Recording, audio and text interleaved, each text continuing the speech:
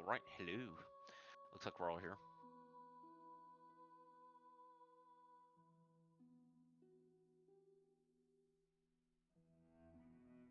I think. Except for Soot. She cannot be here. Boy, we end up in some situation, guys. Yeah.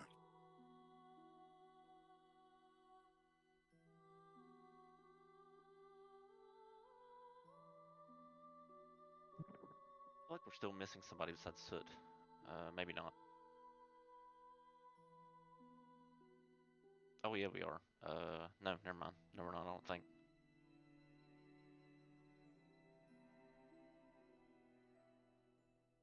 Nope, I think we're all here. Okay. If we're all rolled up, ready, rolled up and ready, lol. If we're all ready in roll 20, and you guys are comfortable with starting, let's go ahead. Because I am ready.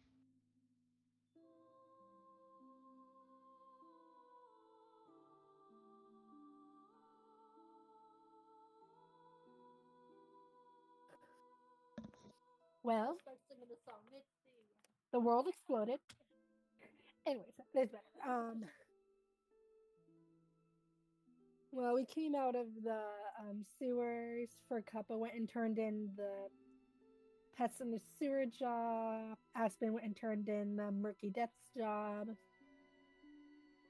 Um, and then we were all just gonna go meet back up at like the festival marketplace area and just chill till the tournament. Little did we know. Anyways, Ezekiel went and walked a dog for an old man as a job. Just a quick little side quest. Taven commissioned a very cool myconoid fan that he can pick up like the next couple days or next day. Fazir went and found out more about the artifact, and it whispered evil intentions and wanted to be made whole and just nothing good. And so then we talked about it and we decided we were going to take it to Eliana the next day before the tournament to get a vibe off of it, see what she knew about it, if she had any advice. And then while most of us were at the festival marketplace eating food and just chilling and hanging out, Lan and Taven went by themselves on a super secret mission to basically the underworld area and met Madame Salt, who is super scary and super powerful. Pretty cool. I don't have the exact details of the deals they made, but Taven made some type of deal where Lan is now sort of indebted, indentured to her, owes her a favor that she can kind of call upon anytime. I don't remember the exact details, but some shady deals went down. Then we all came back and long rested. In the morning, I rolled the magic 8 ball, asked if we'd win the tournament, and it said outlook good. And then it lied. And then we went to the temple to see Eliana and just to ask information about the artifact. And then Frizia pulled it out to show her the artifact, and the Colosseum rose up on fire, and everything's breaking. Woo! We broke the world. No tournament. And that's where we ended. Okay. Take 1d8 of inspiration. They've upgraded to d8 since we're level 7 now. So let's begin. In the aftermath of revealing the Veilstone, give me a second.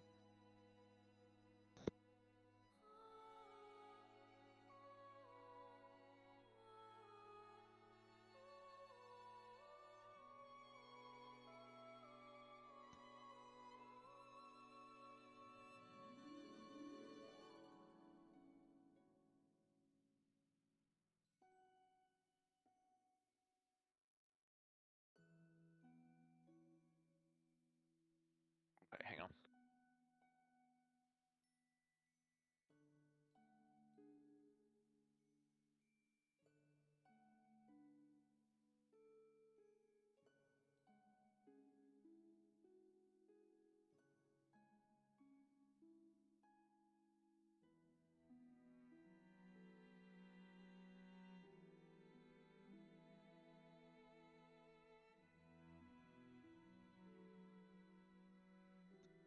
Right.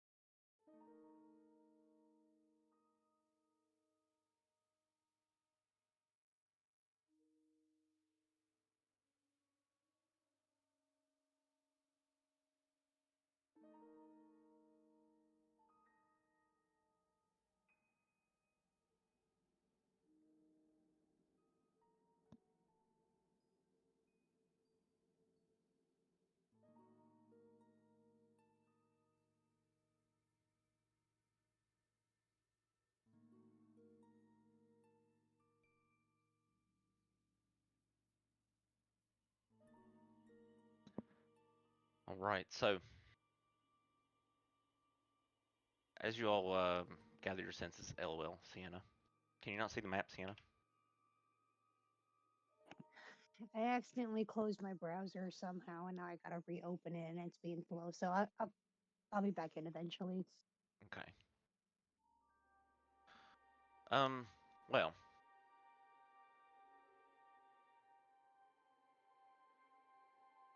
the air is thick with salt and silence. Outside, Brinehold is losing its mind, it seems. The city that has weathered storms, pirate raids, and war now stands paralyzed before something it cannot comprehend. A floating, ruined coliseum. The shattered remains of the Tidewater Coliseum pulses like a living wound in the sky. Frozen in place, it seems, or held. Temple of the Tides halls are eerily still. Even the sea around is silent, and the waves have not crashed against the temple shores in minutes.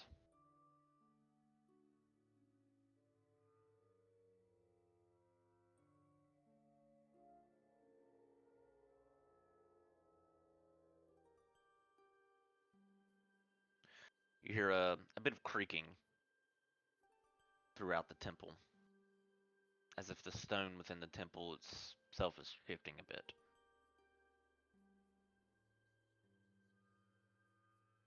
A strong gust blows by you, wet, heavy, and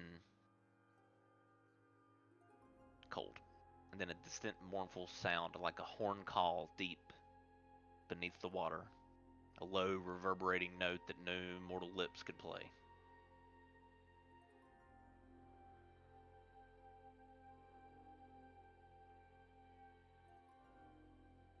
Um, One of the Temple of the Tide's acolytes sort of rush over to Ilyana and says, You need to see this," and then urges the party and Ilyana to follow him um, to see what he has discovered. And if you follow him just around to the other side of the temple, he points. Um, and it looks like what you can see is the tides have pulled back so unnaturally far, revealing these barnacle-covered structures never seen before. These jagged stone ruins etched with markings no one recognizes. And the ships in the harbor groan in tilt. And the sailors on those ships are shouting in confusion over towards the port, pointing towards the open seabed. You look down off in the distance. It's happening quite a distance away. The bodies of drowned sailors, half buried in the sand, begin to surface. Not moving, but exposed as if the sea is giving them back.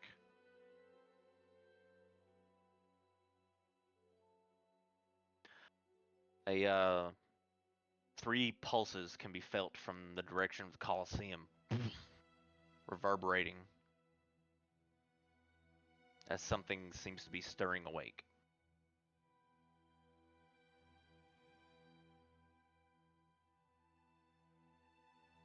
What do you wish to do? Thorcup is gonna grab onto like I'm guessing like a hem or something part of Eliana's clothing. And he's like, you seem to know something about what's going on here. Do you want to explain? Because I got nothing. I don't know what's happening.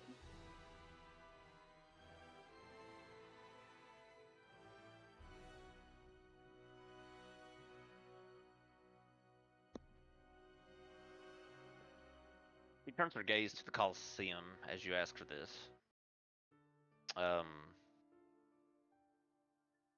Sort of fixed on this unnatural sight of the Colosseum being held in the sky, this spiral of fire forming around it.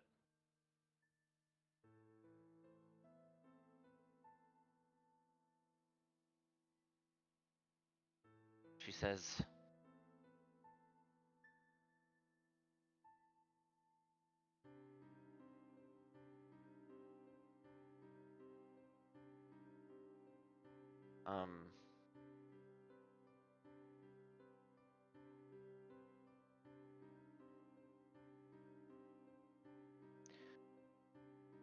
I've studied the tides my whole life. I know their rhythms, their language. I can tell you when a storm is coming days before it breaks, and the sea does not lie. But now, whatever this is beyond what I was warned would happen if the beacon were to ever to cross into this realm again. I believe this is a summoning.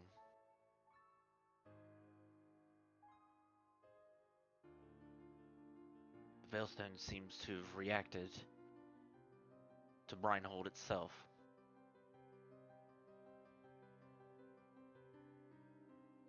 Like it sent something or someone a message that was buried deep beneath the sea, under the Colosseum.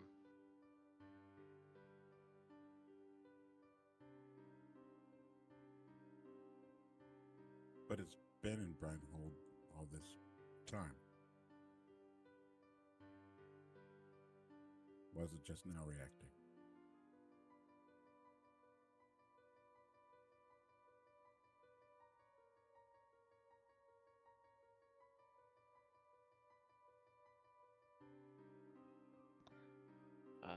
Let's see.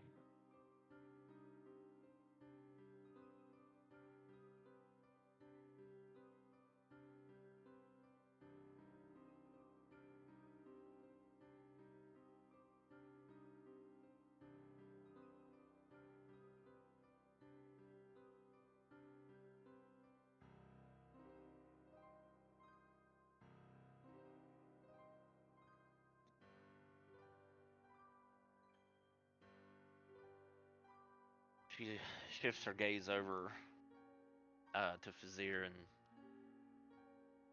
thinks to herself,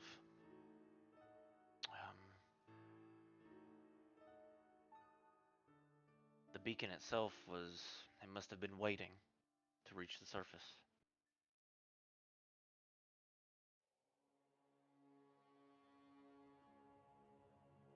I don't believe it's a make of any magic.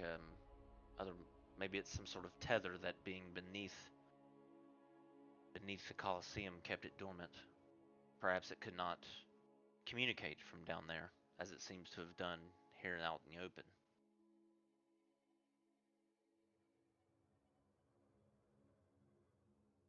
If we destroyed the item right now and or send it to another plane, would that stop what's going on right now?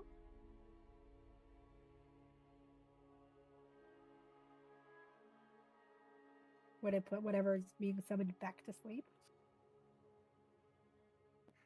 Well, if it did that, would our new circle in the sky fall back to the earth and potentially kill millions of people?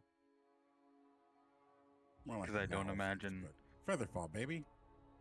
I don't imagine it's just going to float its way on the down. rock below the Colosseum. Oh, goddamn, try. I'll fucking try. Level 9 feather fall on the whole thing.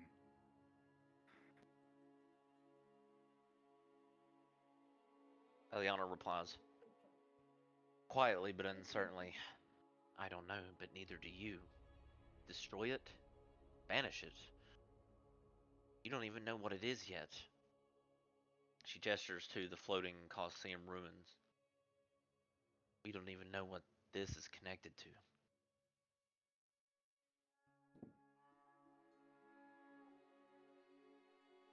I knew of its existence, but I had no idea this would be the sort of reaction it would elicit once it broke the surface.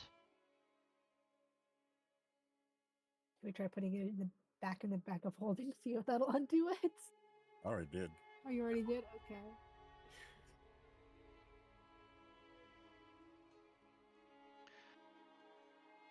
If it's in the bag of holding, then it currently is in its own pocket dimension at the moment. It seems that it only needed a brief moment to communicate to whoever and whatever was sleeping beneath the Colosseum. That is my best guess.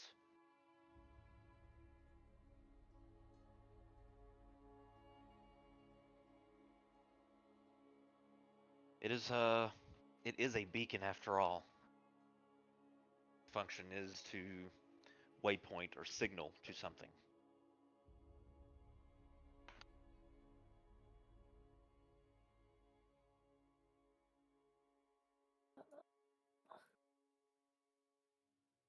To do. Well, since the shit has already hit the fan, just gonna say out loud, well, what more can it do? And I'll pull it out of the bag we're holding to see if I can see the threads, if they lead anywhere that were shown the first time I interacted with it. Okay.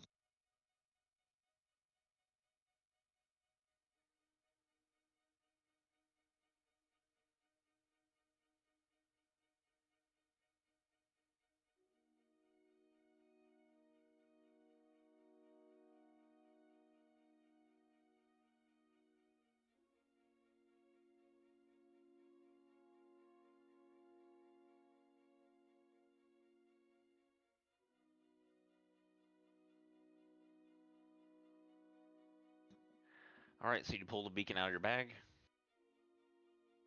Yeah. Okay. This goes wrong. And everybody here has the permission to kill me and shatter the rock. All right, you pull it out of the bag of holding, and you see that it's got green tendrils, sort of animating within it that are spreading out of the rocky exterior. And it pulses once again. And the pulse also, maybe a minute later, from the floating Colosseum, a much more titanic pulse. Make an Arcana check as you narrow your focus on the threads of magic that are rippling from the beacon.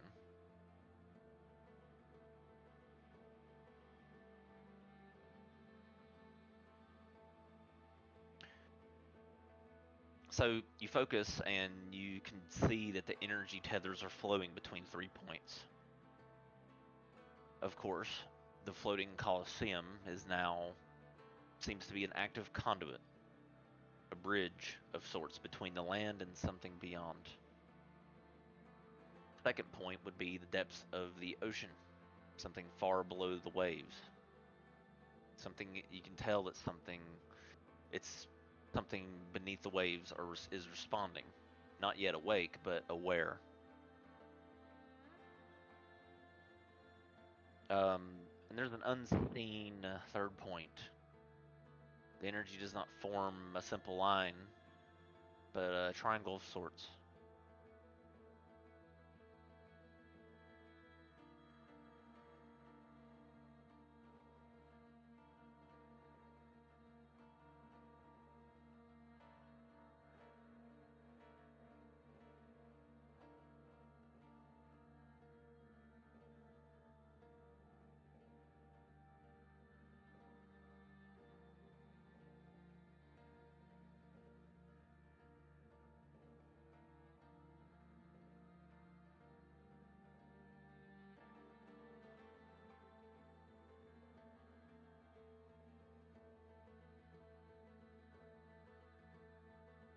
Sorry, I was typing. Am I able to discern like any direction that the third point is at?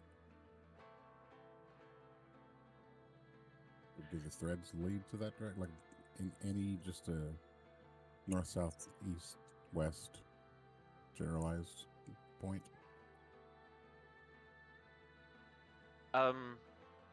It's the third point itself is directionless. It loops around like a triangle and just moves around in different directions around the beacon. I'll place the relic back into the bag of holding and seal it. Okay. And then relay the information that was discerned from that.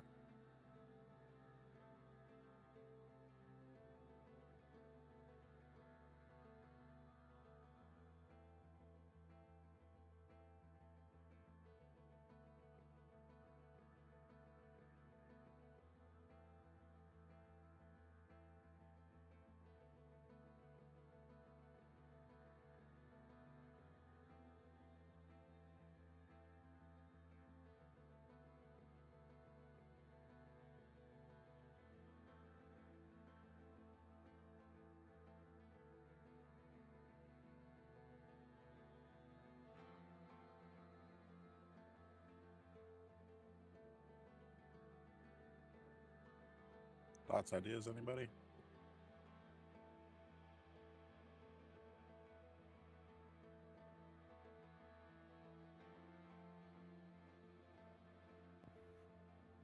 Is there anything in the immediate locale that looks worth investigating that would help us better identify what's happening? Like, can we look around the temple to see if something happened in the temple that links to the Colosseum that can help us from over here, since we can't get over there?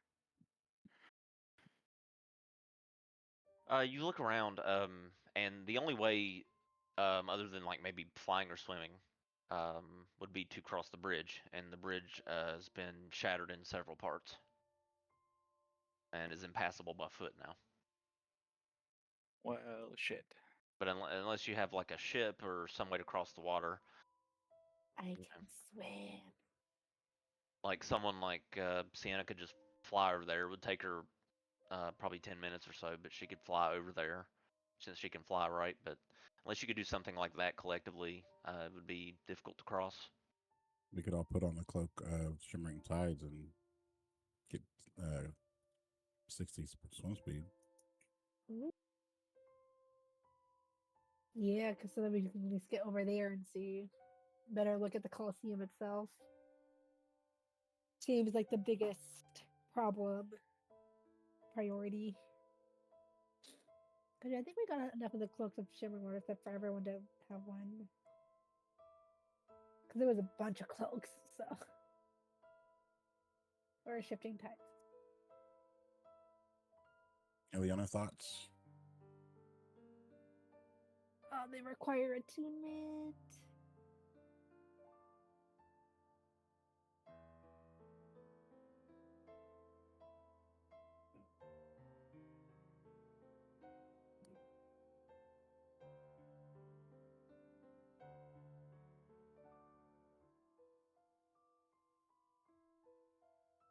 Or is there just a nearby boat or ship that can take us over there really quick?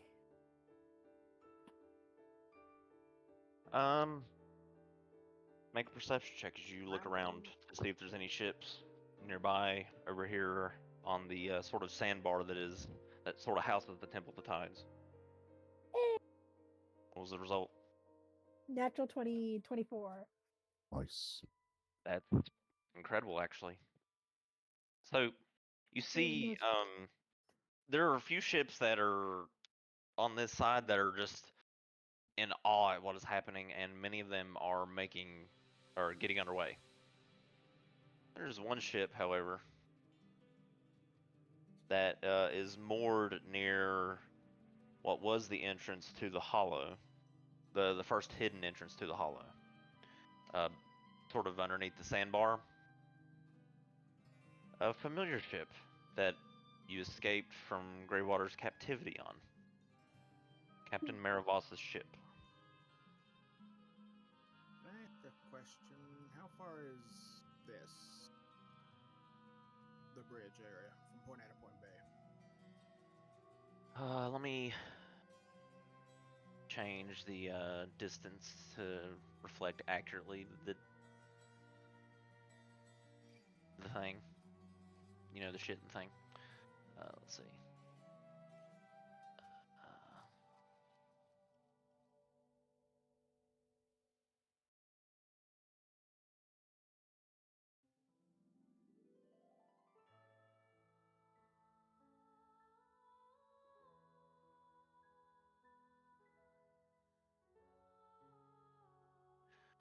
Should only be.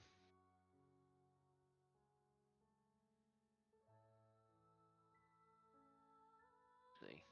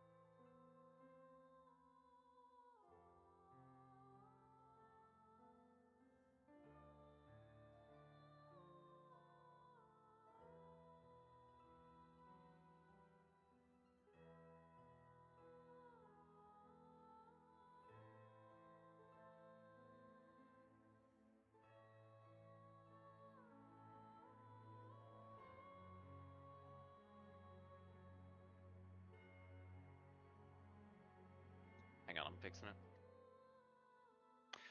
It's a 3-mile distance between the Temple of the Tides and Brinehold.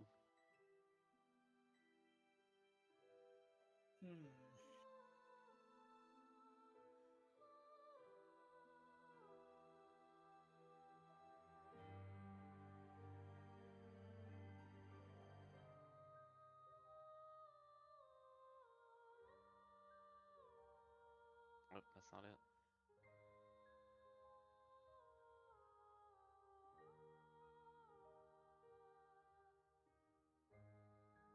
Something like that, yeah. Let me, I'm tuning it.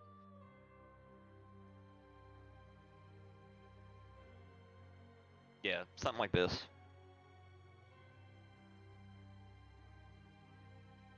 Is there any other bridge still left? There is some.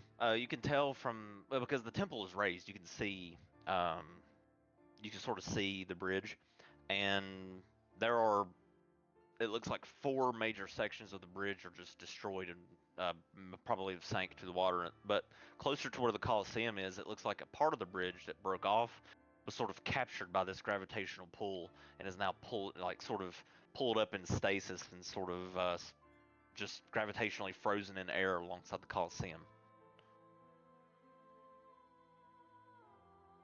And not only that, but now that the red flames go out, it's almost like this, the bodies of water that are stored up in Brinehold that are being sort of pushed back. A lot of the water is being pulled up towards the ruins of the Colosseum, and it looks like it's forming this bubble of water, this whelm globe of water around it. Here I wanted to be Moses and split the sea. Okay. That's not gonna work.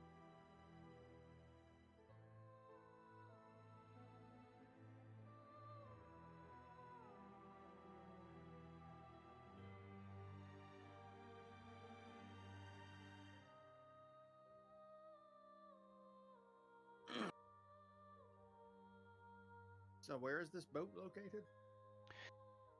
You see Captain Voss's ship. Let's see. The ship would be over here. And that would be one of the locations that lead down into the hollow that you guys visited. The whatchamacallit hollow, you know what I'm talking about.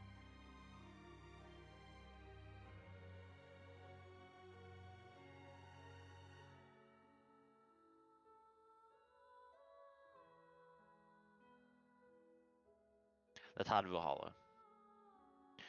As you know, it has several hidden entrances, and that would be one. In addition to the one behind the waterfall beneath the Temple of the Tides.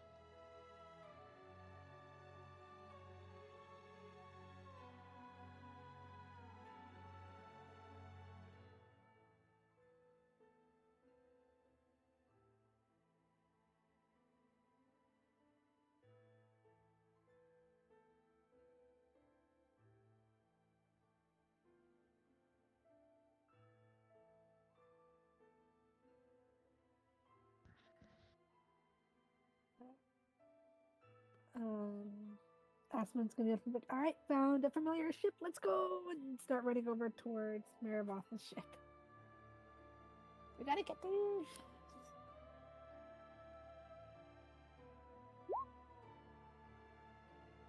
It's either getting worse or it's getting better. We don't know, but we should get there.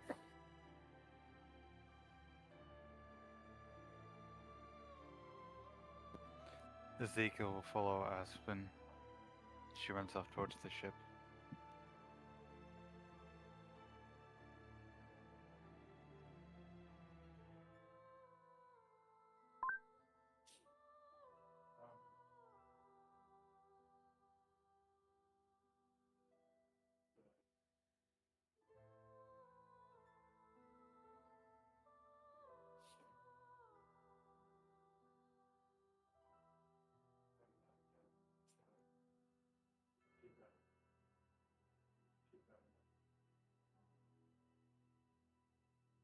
And David will nod and agree and say, if we need to slip out, just let me know.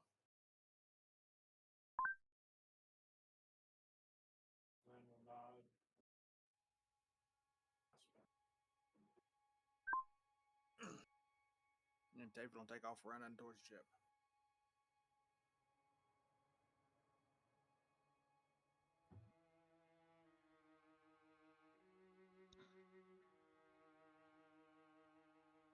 Hey, you guys are moving towards the Black Tide, which is her ship.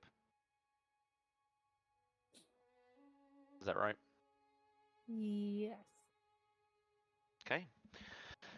So you guys exit the temple as you see Eliana tending to her students and trying to reassure them that they're safe with her at the temple as you leave. And you're sort of moving your ways down off of there to the sandbar. The shifting sands are sort of moving beneath your feet as you make your way across the beach. And then about an hour or so, the black tide comes into full view. Mara's infamous black hulled brig. Sleek and battle worn, resting uneasily in these shallows, anchor dropped. And even from a distance, it doesn't look like much like the ship is at ease. The waters around it are very still. The tide is refusing to reclaim the shore, and the sails are furled up. The deck is quiet. No drunken pirates laughing, no sounds of games or coin being exchanged, just the uneasy creak of wood and rope. The gangplank, however, is drawn, and a single figure stands on the railing, one boot hooked over the rigging, watching your approach.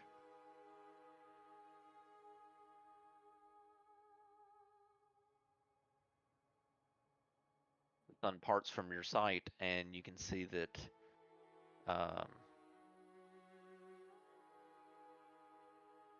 Captain Maravos is standing there, watching you approach. Now she spotted you on the beach.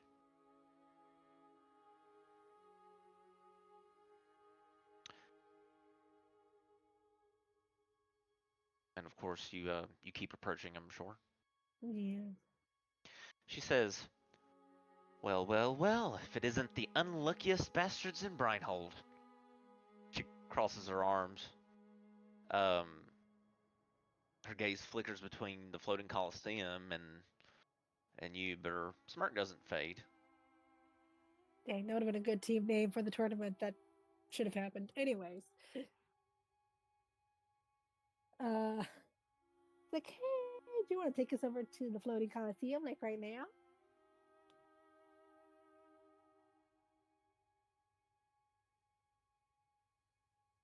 First, Sorry for the lack of small talk and not really a lot of niceties, but seems like it's kind of a emergency.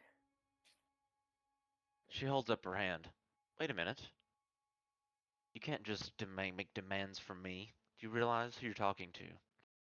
First, you need to tell me which one of you broke the God's damned world while I was away, looking for the crown. That would be all of us. It was me. I did it. I was gonna say Ezekiel points to Fazir and said he did it. I'll look over and say, "Fuck you! I can own my own goddamn mistakes." So you're telling me one person managed to do that? She points up to the floating coliseum. Unintentionally, yes. Well, if you agree to tell me how it happened, I'll welcome you on board. But I don't think I'll be taking my ship over there in the near future at all. You would be crazy to think if I would sail over there willingly at this point. Look at that. All right, cool. And then I'll just start walking towards the water, preparing to swim. David's getting ready to lose his temper here. He's starting to get really angry. Exactly. Looks like it's your pilot Look, who we was don't go have on an time. adventure and save the world. We don't have time for this small talk. You will take us over there. She unfurls her arms and blinks. She shakes her head. So you're serious? Let me get this straight. You want me to sail my ship, my very expensive, very flammable, made of wood and despair ship, directly beneath that? Either you do it, or I'm going to sink the bastard. So get moving. Could Right you at into least the get us closer.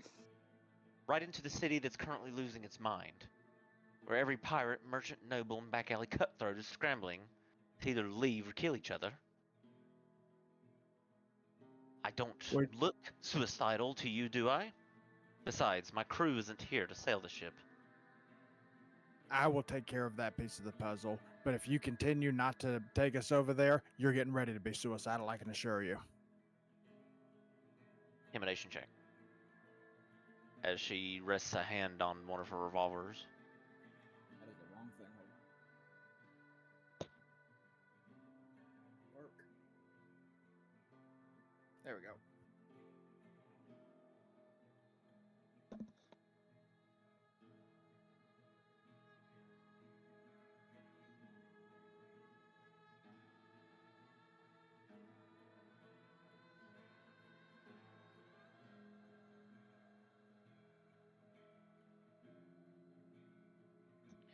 You see the casual smirk on her face disappear.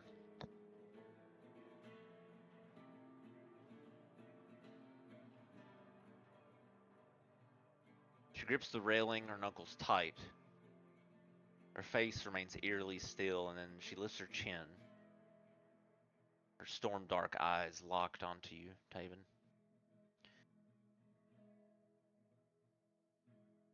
Say that again, love. Real slow. So I can decide whether I should laugh or put a bullet in you. Get moving. And Taven goes to draw his size out. She draws both of her revolvers. She stares, then suddenly laughs. The sharp, wild, reckless laugh. She leans back against the railing. shakes her head. You've got some big goddamn stones. I'll give you that. She Perks of being an offender.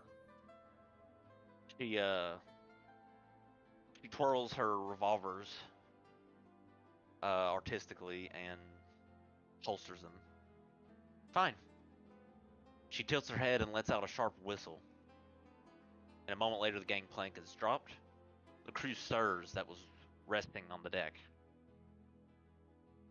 They're muttering to each other, exchanging glances.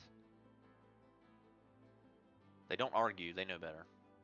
She says, fine, you want a ride to Brinehold? You get a ride to Brinehold. She flashes a grin that doesn't quite reach her eyes. But if I get so much as a scratch on my ship because of this little stunt, you'll wish I had let the sea take you instead.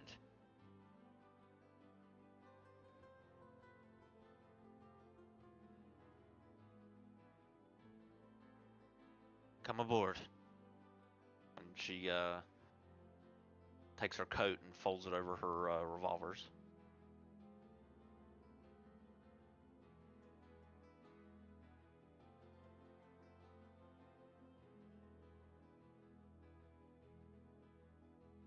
Alright, Aspen's running aboard. It's like, let's go, let's go, let's go. Move it, move it, move it.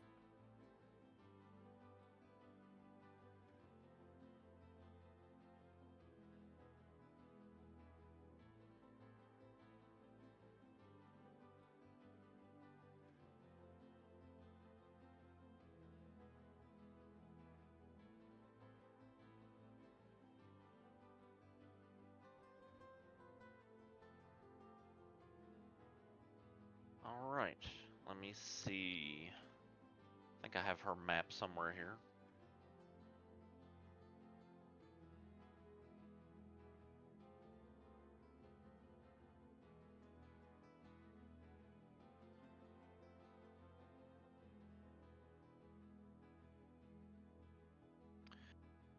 Okay, as you guys board, you may go ahead and drop your tokens over here somewhere. Oh no. It's just a ship. It's just a ship. Are we dropping it somewhere specific? I didn't see a ping. Land, you're on the wrong ship. Nah, he's just on a different layer. I brought him over.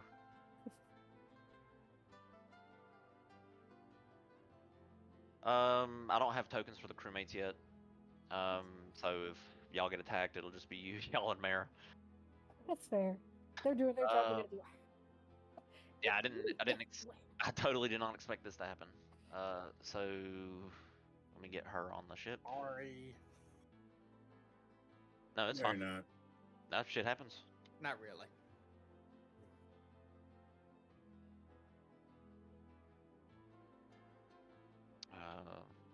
Get her hit points.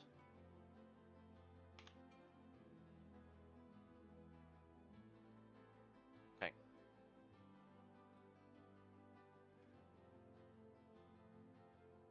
Hit. I deleted it.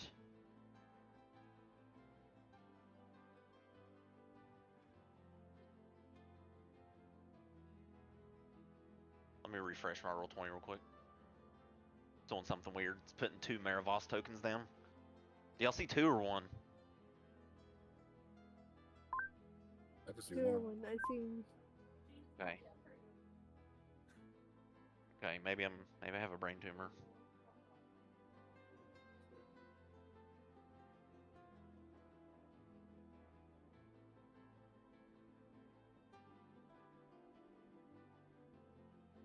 Okay.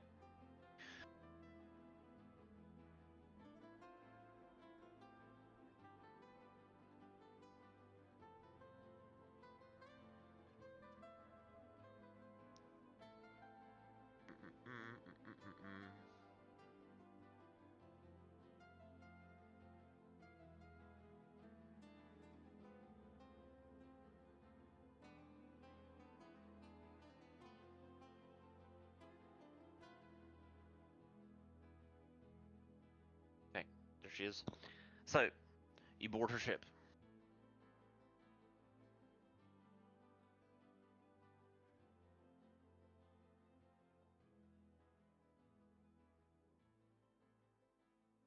The gangplank sort of creaks beneath your boots as you board the ship.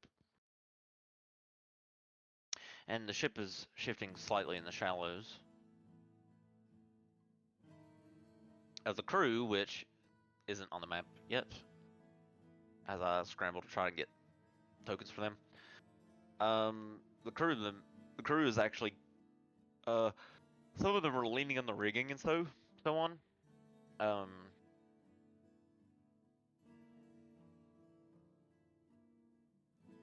Looks around from the helm. Her coat is sort of fluttering slightly in the breeze, and she grins. Listen up, darlings. This is how it's going to go from here to Brinehold. I know it's a short trip, but don't touch the charts. Trying to start fights with my crew, and don't look in my rum stash unless I say so. You might have scared me into this little voyage, but let's get one thing straight. I decide how long this trip lasts. I decide when we dock, and if you try to pull any goddamn heroics, you will walk the rest of your way to Brinehold, or swim. Now make yourselves useful or comfortable. Get out of my sight. I've got a ship to run. She whistles to the crew a particular sort of command, and they all get mobile, right? And they start making the ship ready to sail, which it currently isn't. This whole process will take 35 minutes or so.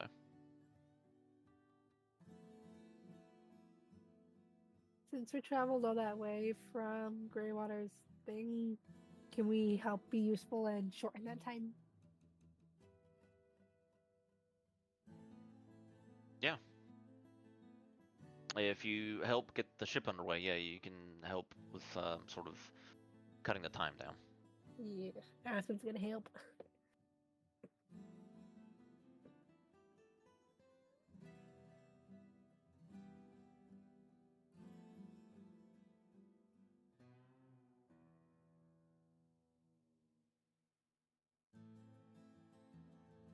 And as you help, she sort of speaks up as you guys have helped unfurl the sails and pulled up the anchor. And the ship is sort of free to move. And Mara looks around. So, how did this happen? Particularly, she looks over to Fazir expecting him to answer, but she looks around to the rest of you. What did you do? We're still trying to piece that together. So it just happened. That's not very detailed. We don't Did have you- the specifics right now. I see. We were at the water temple, and Princess Zelda, Eliana, sorry. We were talking and discussing relics, and then shit just popped off. Relics.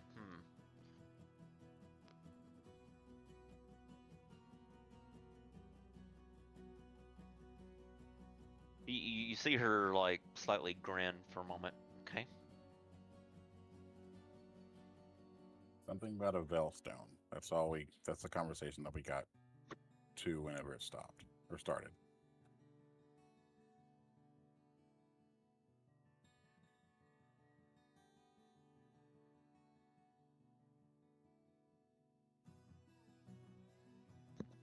And she's sort of been, as you talk to her, she's half listening as she adjusts the ship's wheel, and as the ship begins to sort of list in a certain direction, it's starting to move.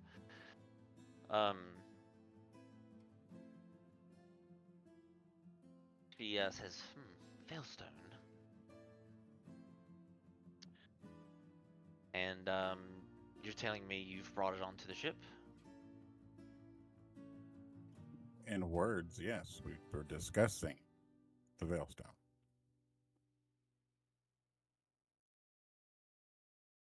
see her stand up, and she like brushes a hand across her own cheek, and it runs down her face. She like mutters a curse under her breath. I should have stayed out to sea. She's like rubbing her temple with one of her hands. All right. I guess I may as well be honest with you.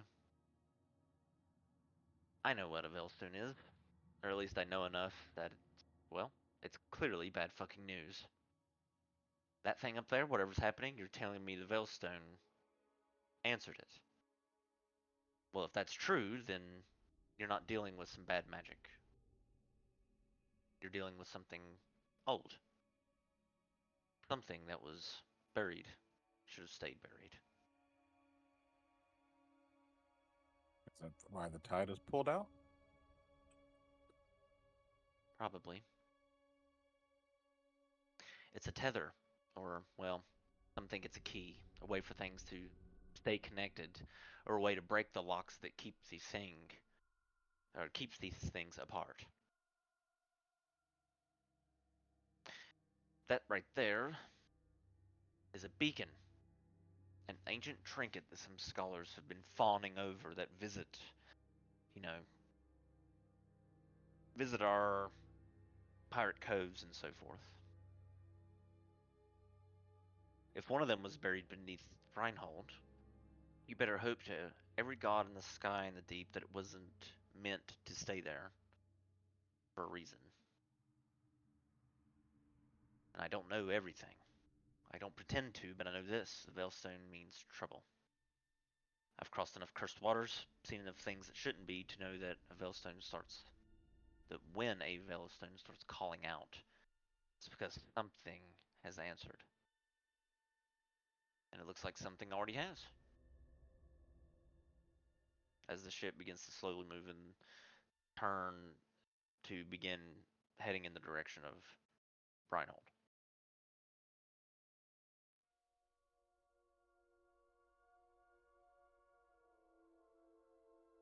Any ancient pirate mutterings of ways of dispelling or deterring these things from happening?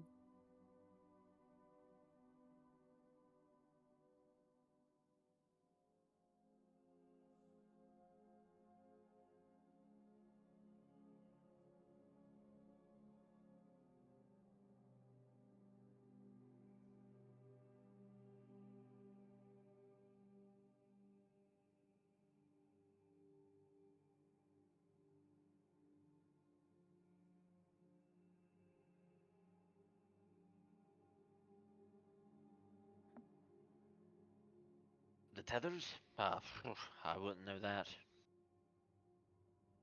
I wouldn't know anything about that. If I wanted to know something about that, I know who I would ask, though. If I couldn't find a scholar to answer such a question. But I haven't spoken to her since I embarked on my quest for the crown, so undoubtedly she would ask for some heavy price for information on a Veilstone.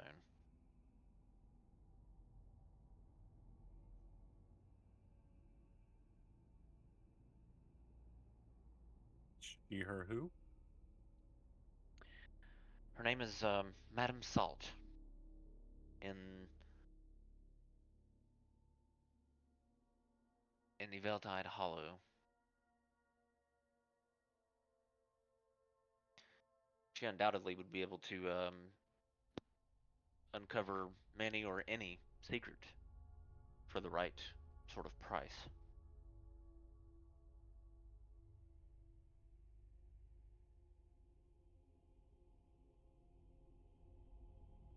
She exists in the Tidevale Hollow, which is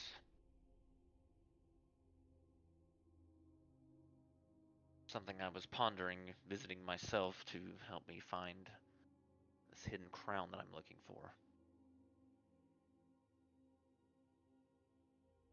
To put an end to the rumors that it doesn't exist.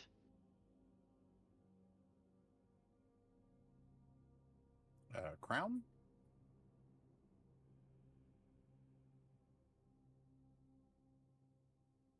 Maybe we can help you look for it.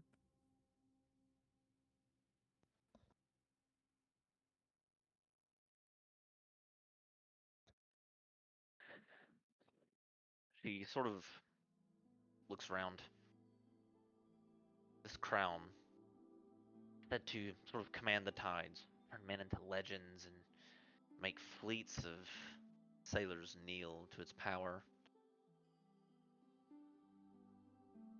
Hmm.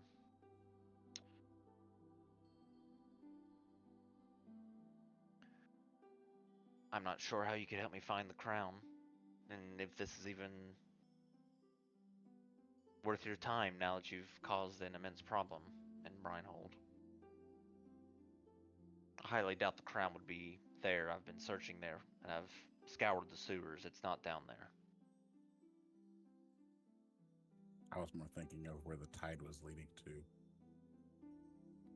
or where the tide was drawn out to.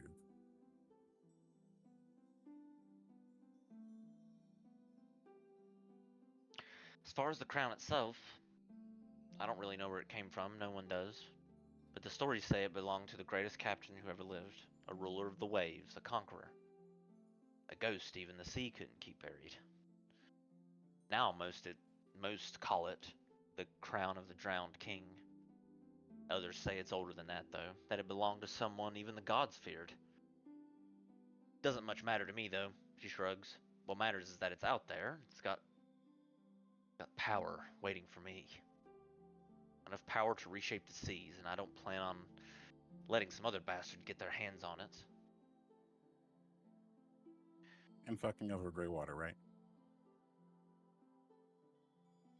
That was part of my plan, yes.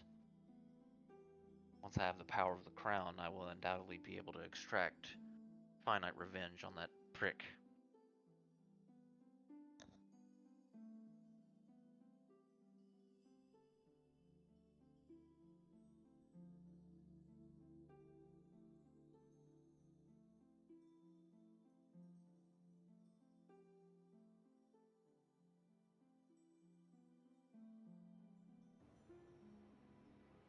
Would Madame Salt have that knowledge? Do you want to just roll with us?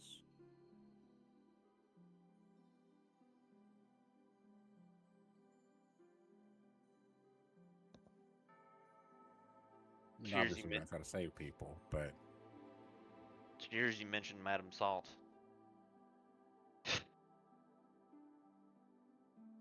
Oh my god. She rubs her temples. Why do you all even care about what's happening here? We could just simply sail away. We don't have to come back here. My intent was to resupply and put some distance between me and whatever the hell is going on here, and resume my search for the crown. I have a feeling I know where it rests. I just don't have the means to get there. Asking Madame Salt for help, that's a double-edged sword that I'm not sure I'm ready to use again.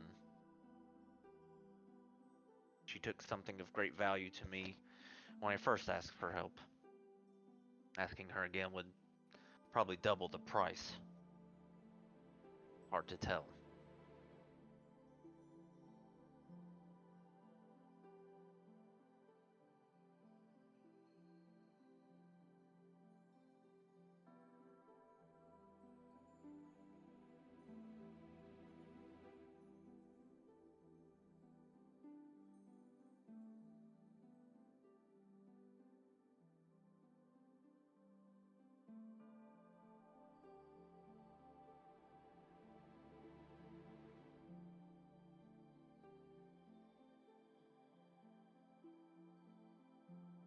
Yeah, this Madame Salt sounds like a real shitty bitch. Don't know anyone who would want to tangle up in that. I mean, I might if it helps fix whatever happened here.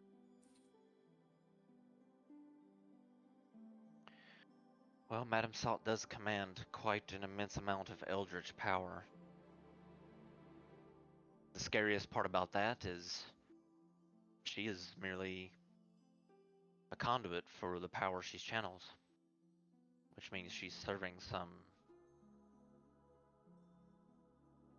serving some deity or demon with immense amount of power. They say she's just a warlock, but she is ageless.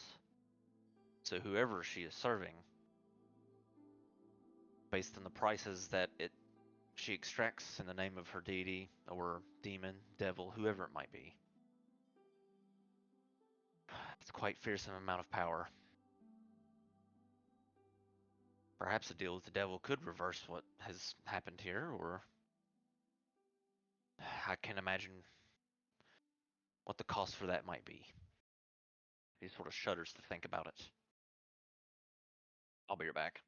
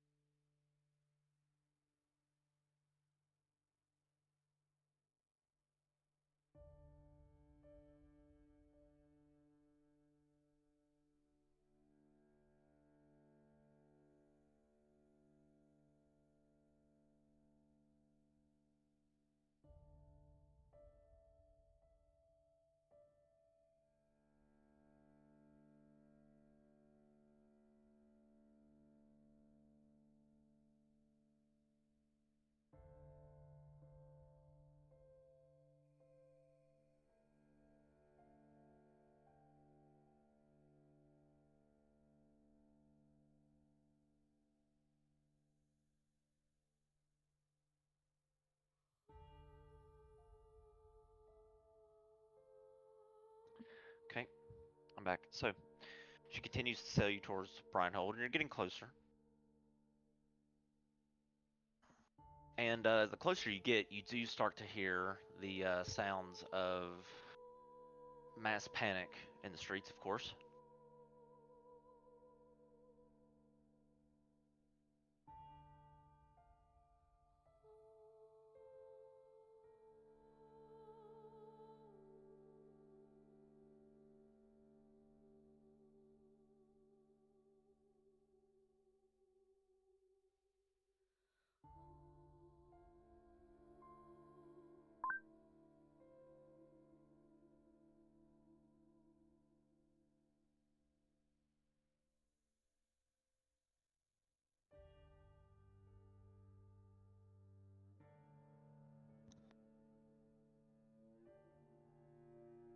There's always more than one way to skin a human. Cat. Although this does seem way above our pay grade. So maybe.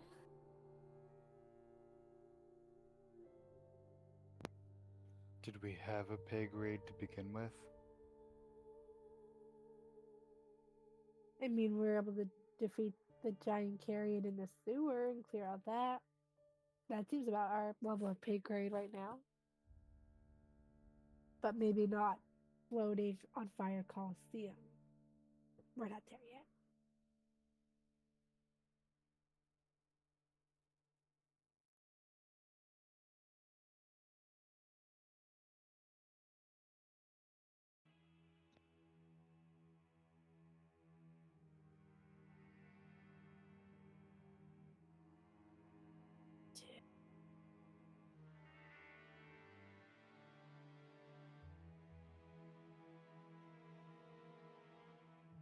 Um, let's see.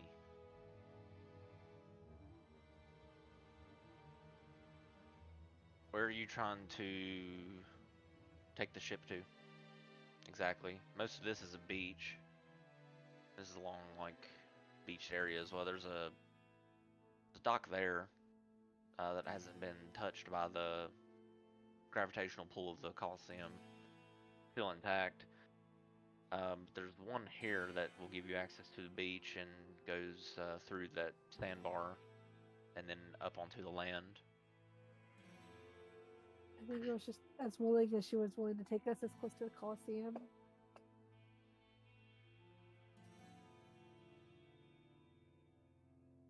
Can do something like this too.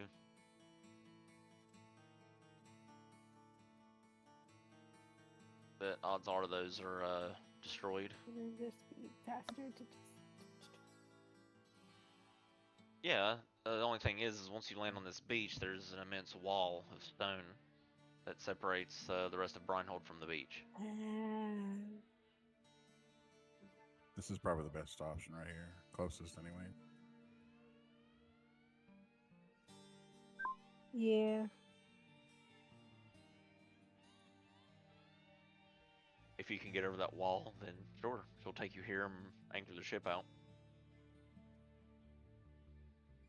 But if you want to go more to the dock there, you Oh can. yeah, that dock right there. Then There's be the closest dock. there is a way to the Tideville Hollow there, although the journey is a bit longer, but just to the veil. And once you pass through the veil, you'll be immediately in the hollow, just like the other party members. Well, Lan and Taven know about this, but the rest of you, it will sound like a longer journey, but it's really just like stepping through a portal. So she'll take you here.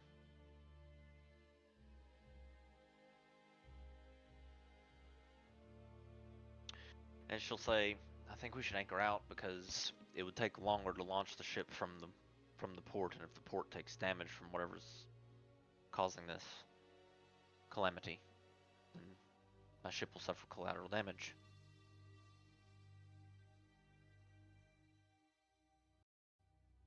And I may as well come with you, she says, as she takes a few provisions with her. If you're going to see Madame Salt, there are a few things I wish to purchase from the other vendors down there if we're to be working together on any future endeavors. I don't see what benefits me in helping you remedy this floating coliseum, but if stopping what awakens will bring me closer to the crown, or will lay out an easier path for me to get to the crown of the drowned king, then maybe this will benefit me, and perhaps I have no other choice than to visit Madame Salt again myself as well. Just be And careful. you could be known as a hero. I don't care much about that. Yeah, but a raising reputation never hurts. Well, it would do. I would like to visit Evanthorn again. So yeah, a good word and for the royal party, or the royal family, would be a great benefit to me. So yes, I mean, when you put it that way, perhaps it will be a good thing. Just be wary. Madame Salt doesn't typically deal in favors, or gold, or treasure, or power, the way the rest of us do. She deals in truths and secrets and debts that never quite leave you. If you go to her, she'll give you an answer, but it won't be free. Don't say I didn't warn you. Not knowing that two of you have already been to her.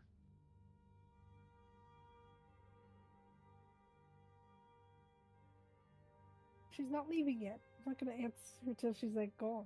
Almost about to actually leave. Yeah.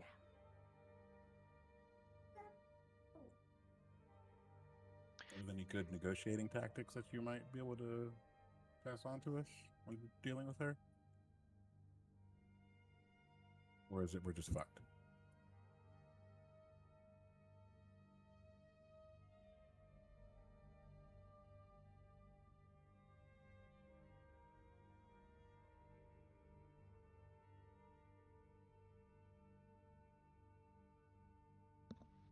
Negotiations.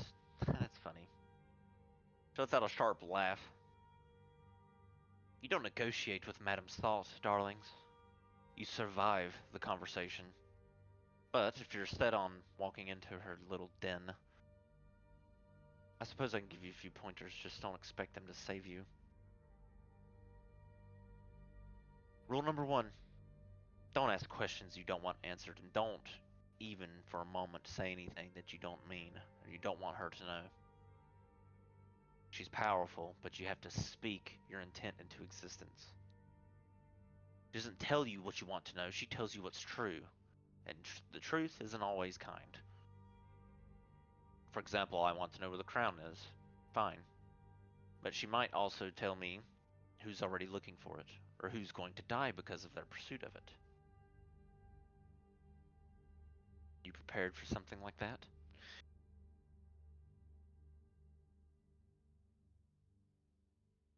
Suppose I have to be. She nods. Rule number 2. She doesn't accept gold. So, be ready to offer something else to her. She doesn't give a damn about coin. She deals in things you can't get back. Memories, names, favors. Worst of all, choices. She seemingly loves making people choose between things they can't afford to lose. And rule number 3, this might actually help you the most. Never take the first deal. She'll always offer one price first.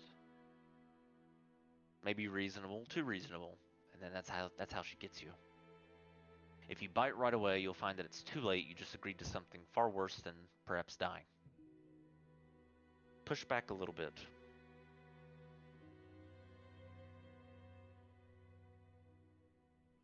But don't push too far.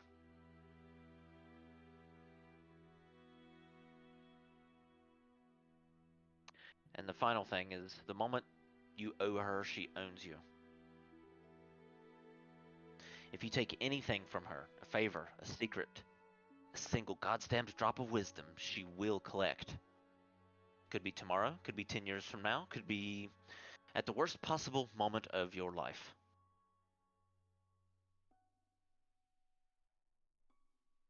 And when she comes to claim, you don't get to say no.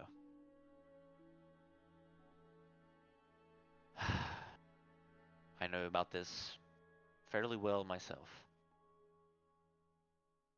She took something from me that I'll never get back. All because I desire the drowned king's crown. So, take it from me. No matter what, you're going to have to pay a price if you agree to let her help you. So just be ready, I guess, is the overall advice.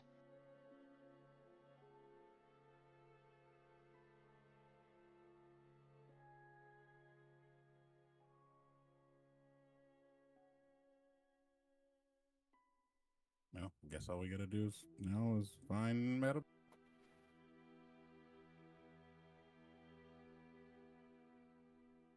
Thanks for the ride.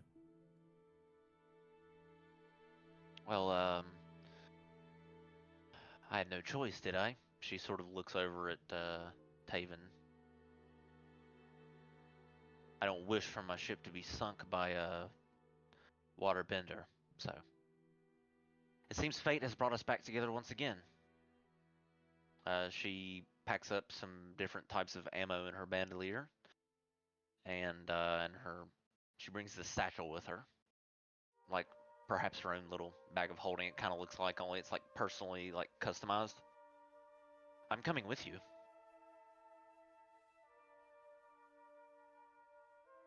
Well, then, thanks for the company.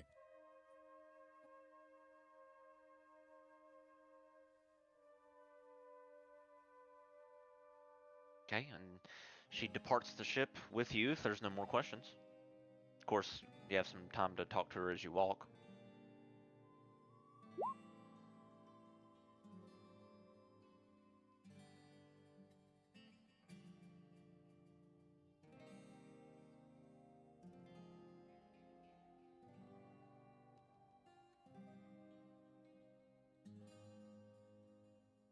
Okay, so you guys,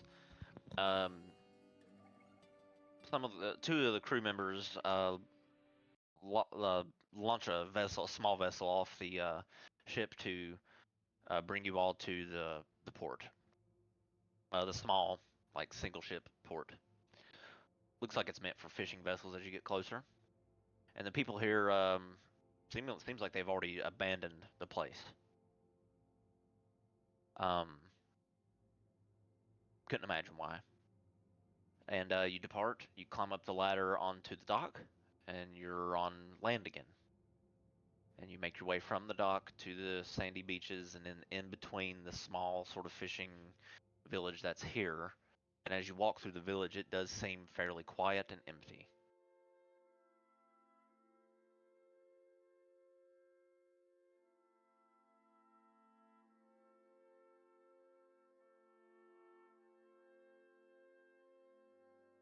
From here, the floating coliseum looms like a distant,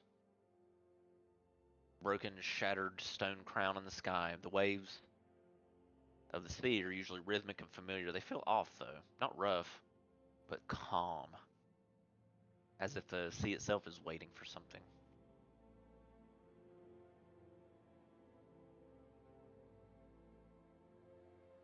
Mara's eyes narrow. Feels wrong. All of this feels wrong. It's giving me the jitters, she says.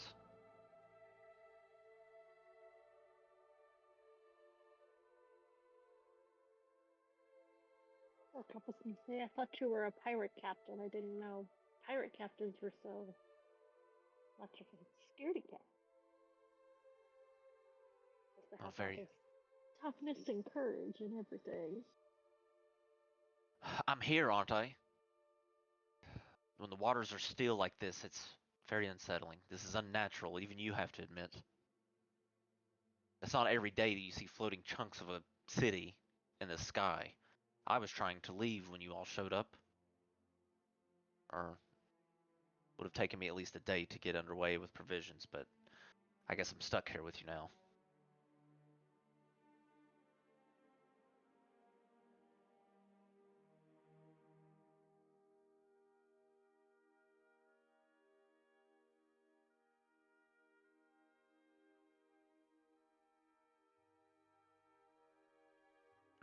As you guys make your way. So, what's the destination? Are you guys just going? Are you trying to get to the Tideville Hollow like immediately, or what's the plan?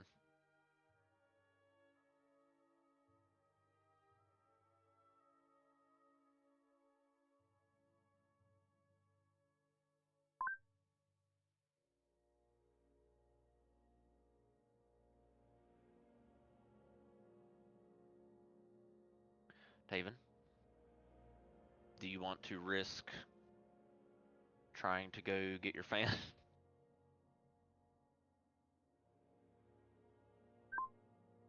Or straight to the Tideville Hollow? It's not like once you go to the Hollow you can't come back. Unless you die or something, but it's kind of hard to really die down there, to be honest.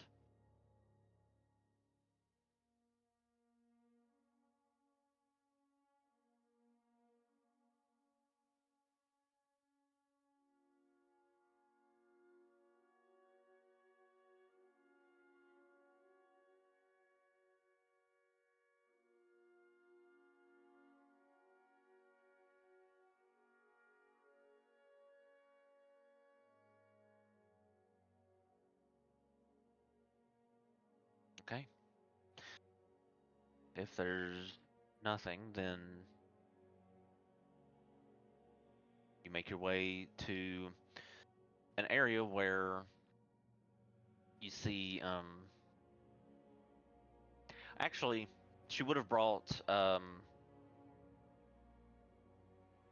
spade with her to dig up parts of the sand along the coast where one of the entrances are, kind of like right here on the inside on the other side of the wall. And Mara sort of takes the next 5 minutes to dig out the sand and reveals this hidden sort of latch door. She tosses the spade over to the side and opens the door. There's a ladder that descends down into sort of a cavern. Ooh, secret tunnel. Yep. You guys love these things.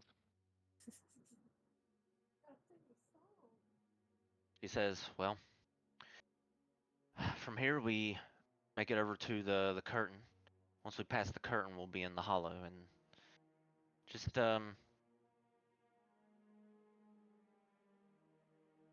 you know, don't cause any trouble while we're down here, please.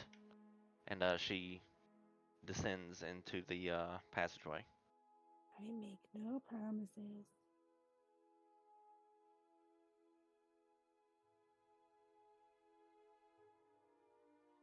Yep, then I'll follow her down. Okay.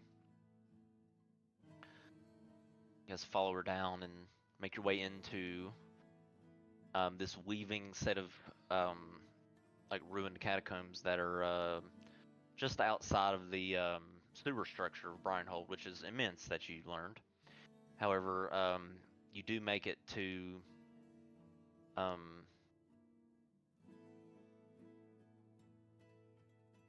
it is seems like a legitimately sort of wine-stained red curtain, and the curtain itself eerily parts ways to reveal to you this shimmering sort of window. Mara sighs. Okay, here it is, and this is roughly after about 20 minutes of walking through the passages, the ruined passages below.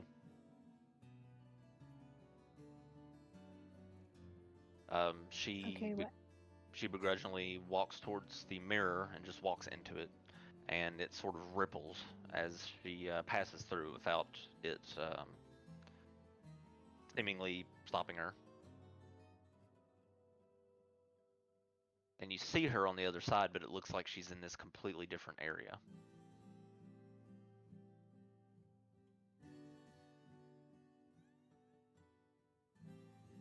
So she's gonna say magic is weird and follow her. Okay. So if you all follow her in, then I welcome some of you for the first time, but for two of you, this is the second time to the Tidevale Hollow.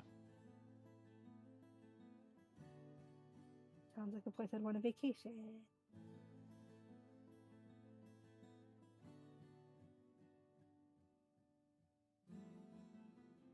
And as you guys enter the hollow, before you get too far in, Mara turns around.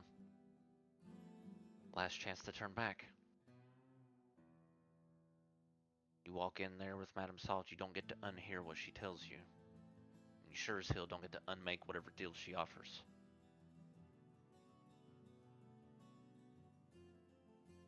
Well, if it helps put the city back to where it should be, none of us are turning back.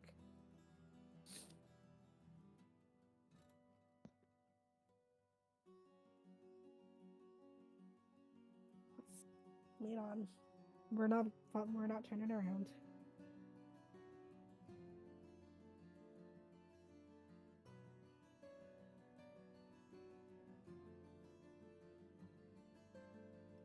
Okay. The air thickens as you step inside, almost like it's pressing against your skin, like the weight of a deep ocean. And the stone walls within this realm drip with moisture. The water never quite touches the floor, hovering just above it in thin, shifting veils, like the breath of something unseen. There's faint blue lanterns glowing along the corridors, but they don't flicker, and the light is sort of constant and unbreathing. The further you go in, the more unnatural the space feels. The sound of the ocean is absent regardless of the water, replaced by a distant, rhythmic hum. At the heart of the Tidevale Hollow, this great chamber opens up as you approach. The walls stretch far too high, disappearing into these shifting shadows, and at its center, an ancient stone chair sits atop a dais of barnacle-covered rock. Veilstone fragments are embedded in the surface, faintly pulsing. And there she is, waiting. Madame Salt. She is old but ageless, her skin marked with faint sea glass veins. Not human, not quite. Underneath her veil, her eyes as black as the deep ocean, with no reflection. Her gown is layered in silk-like strands.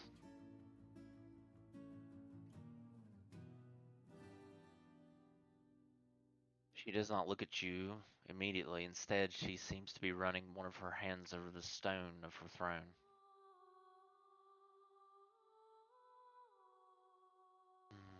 Then you hear a voice. The tide brings many things to my door, but never without a cost. And you have brought me something long overdue.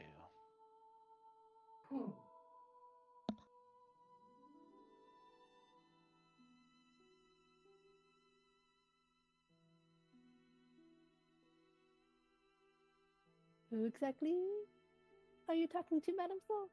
Who brought you what?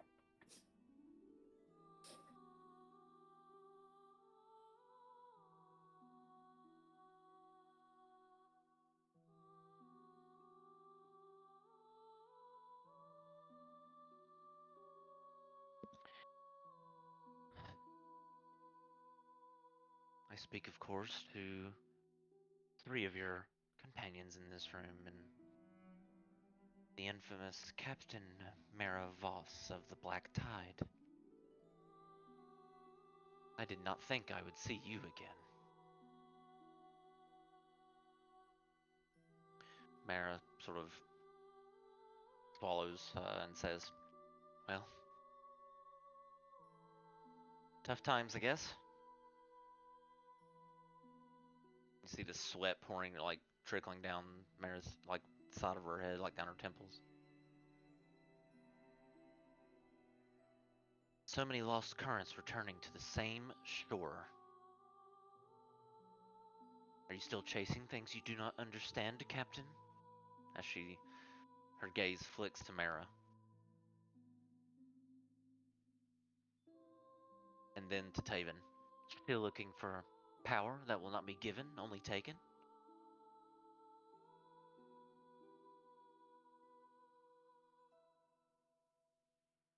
And then her eyes shift over to Lan. And you never did like the way the tide pulls, did you? Tilts her head. And here you are, caught in it once more.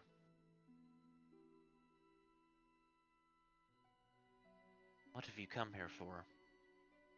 Answers? Or more power?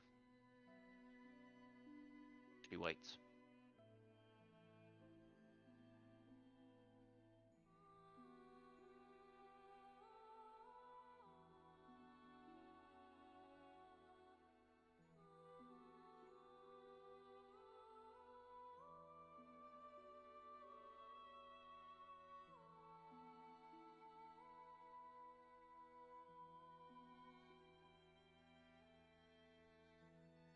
Same. You guys have talked to her before?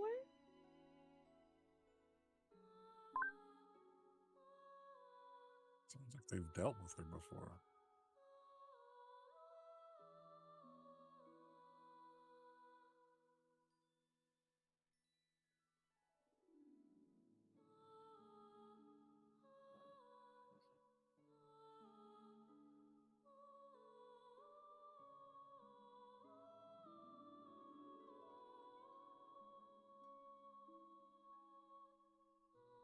It sounds like you guys made a deal with her. What exactly was that deal?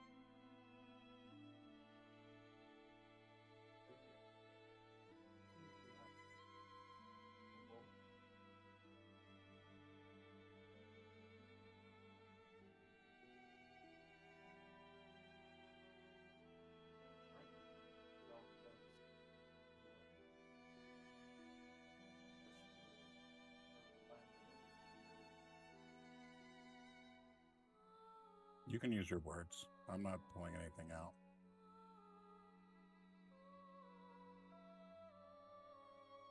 I refuse to pull this thing out ever again. That sounds sexual and it's not. You're awesome.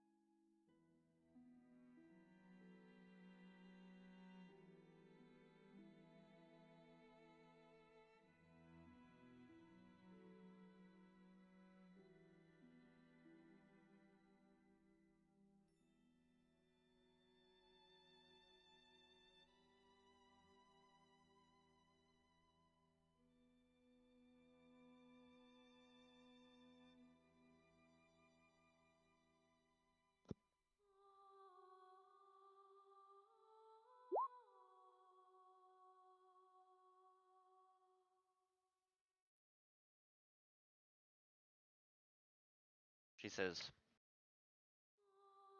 okay, so you guys describe to her. Okay. Yeah, I'll go over everything that we'll probably just tag team it. We'll just go over everything that we know and everything that happened.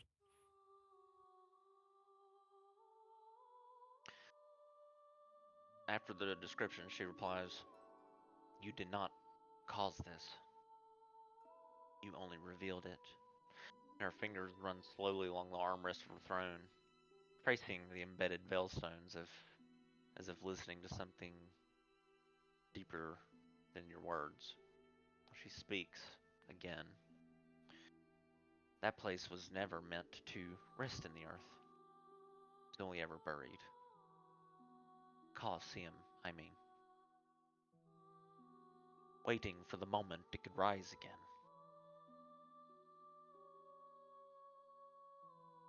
The Veilstone did not create this chaos, it only answered a call that had already been sent. You have not broken anything, my little rogue. You have only awakened it.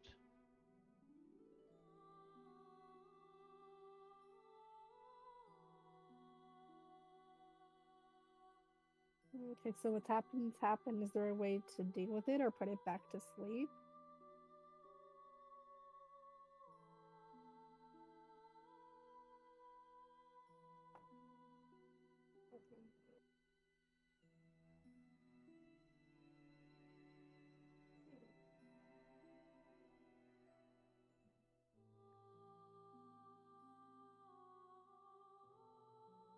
Her gaze turns um, to a few of the stones in the walls of the room, and then over to Aspen. You wish to put it back to sleep. Tell me then, can you undrown a man? Can you take back a breath already spent? Our chest compressions really work with bringing people back from being drowned. She lifts a hand, palm upward, and the veilstone embedded in the walls glows faintly. The air ripples. This was not a thing that was merely sleeping, brave warrior. It was buried, sealed, torn from the world and cast into the deep. Never meant to rise again. And yet, here it is. You cannot put it back. You can only decide whether to stand in its path or learn to ride the storm it brings.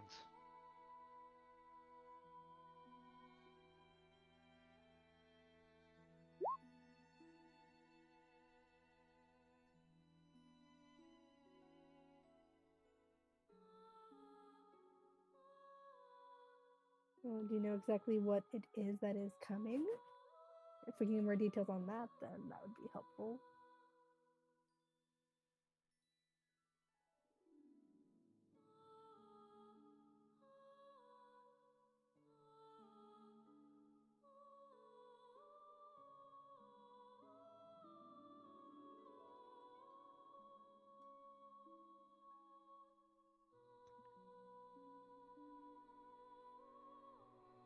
Her expression darkens a bit, but not with anger. She says, "You wish to know what is coming?" Her fingers brush the veilstone on the throne. The chamber hums with some ancient something watching. Then listen well, for this is no thing. This is no monster from the abyss, nor a mere God's curse upon the world. She leans forward, her eyes fixating on Aspen. You have awakened a king. She lifts a hand, fingers curling slightly in the air, as if weaving something unseen. The crowned king?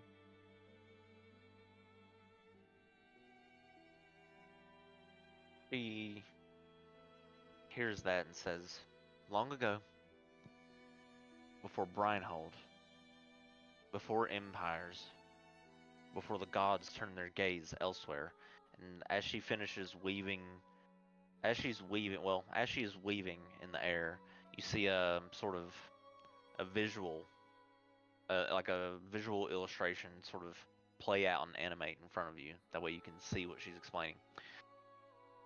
There was a ruler, a warrior king who did not kneel to any kingdom, who did not answer to any throne upon the land. He was the last ruler of the tide-born empire, a king who commanded the waves, who conquered the sea itself. He ruled from the heart of a drowned kingdom, and the ocean was his weapon, his empire, his birthright. His name was Sereth Vane.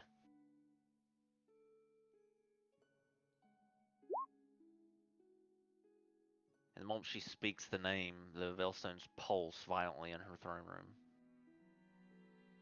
And the room gets a bit colder. Mara seems to tense up next to you, and her breath sort of catches as she holds it. She continues. Betrayed by his own, cast down by those who feared his power, his name was erased. His crown was lost to the abyss. His kingdom was swept away by the tide. Raises her hand slightly. But he did not die. No, my dear warriors. He was sealed, bound beneath the waves by the very magic you now see unraveling. And now he wakes. And the visual ends with the Colosseum rising up, and then it dissipates like motes in the air. That is what has happened.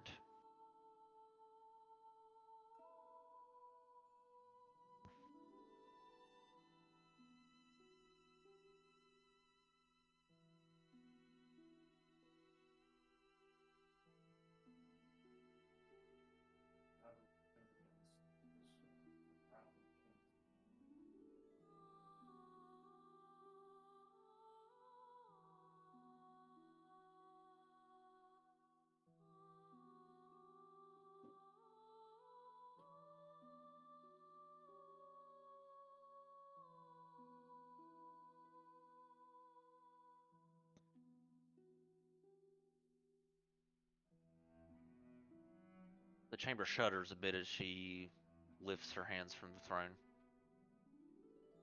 You do not stand against the tide. You survive it. But I can sense the seek to find him, or find him rather. To challenge a king such as this is to challenge someone who once ruled the sea itself. You must Do it as has been done only once before. You must seal him away once again.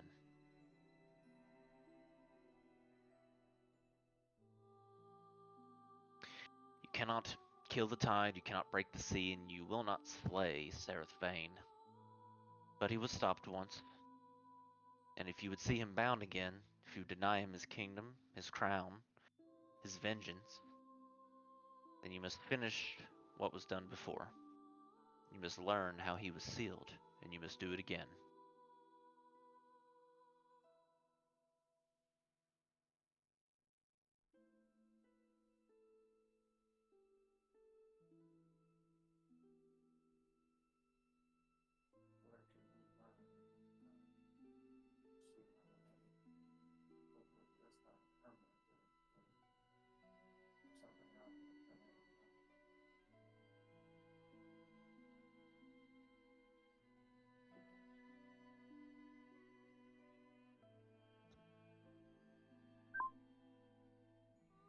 Her lips curl into something resembling a smile.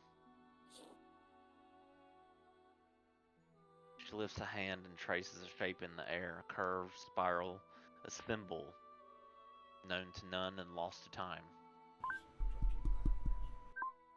You wish to know how he was sealed, then you must seek the place where his empire died, where the tide swallowed the last of his name, and those who betrayed him paid their price. You must go to the ruins of the Tideborn Empire. That is where he was bound. That is where the magic that sealed him away was cast. And that is where you will find the knowledge that you seek, if the ocean has not already claimed what's left of it.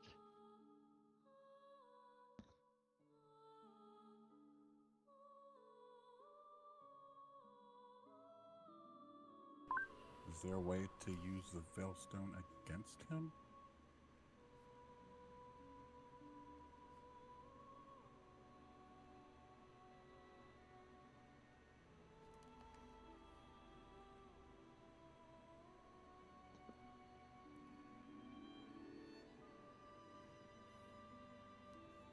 The Veilstone that you have, the beacon, is not a weapon. It does not strike, it does not cut, and it certainly does not burn. However, it does bind, as the Veilstones in her throne pulse.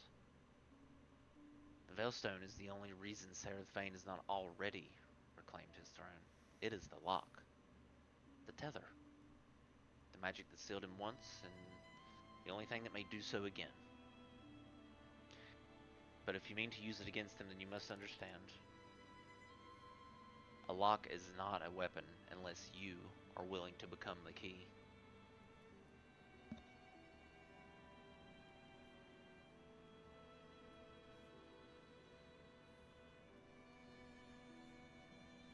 Is done that.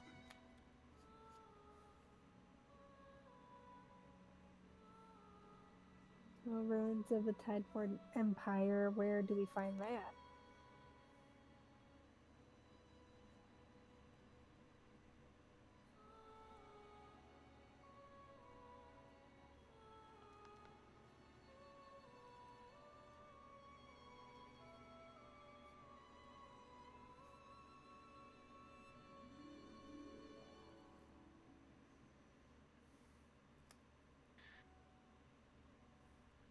Well, it did not die in a war. It did not crumble with age either. Her gaze shifts to all of you. It was swallowed. The ruins you seek lie deep beneath the waves, lost to time, buried beneath the bones of the drowned. But not all of it. Some parts of the Empire refuse to sink. Some ruins still linger upon the water, half-eaten, half-drowned, yet still standing. Follow the grave markers of the sea, the islands that should not be, the ruins that still breathe the air when they should have been lost long ago. There, you'll find the path down.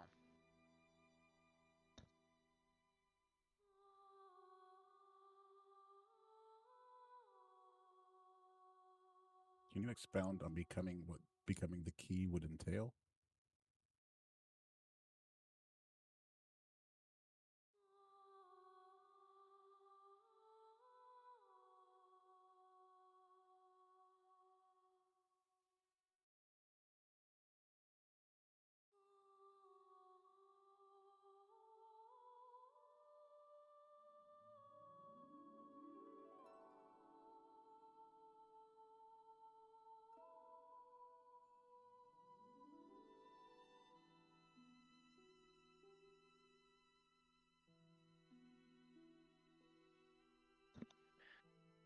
Hmm. She exhales. Well, becoming a key means there also must be a lock. But a lock is only the strongest its keeper.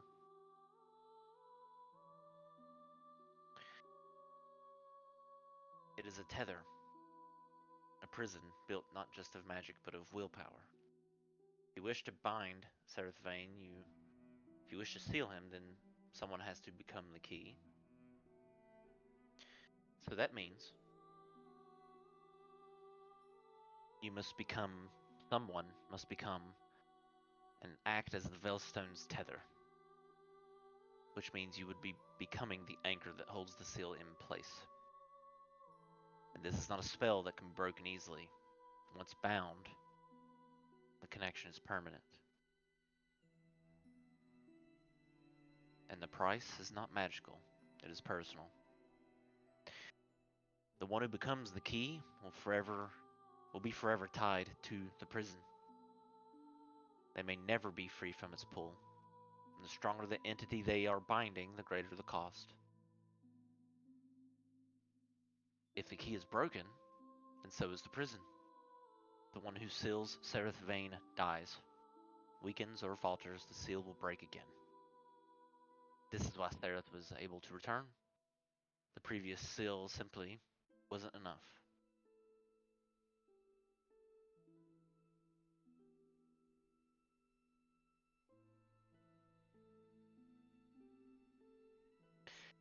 If you wish to seal the King of the Tide, a ruler who once bent the ocean to his will, then a prison for such power must be stronger than steel, older than time, and more relentless than the sea itself. And that means the one who binds him must be the same.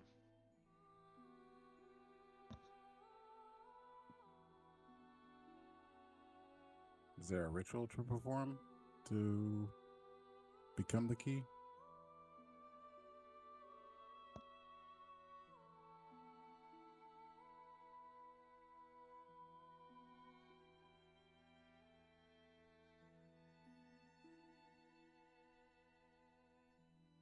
I only ask because this is not a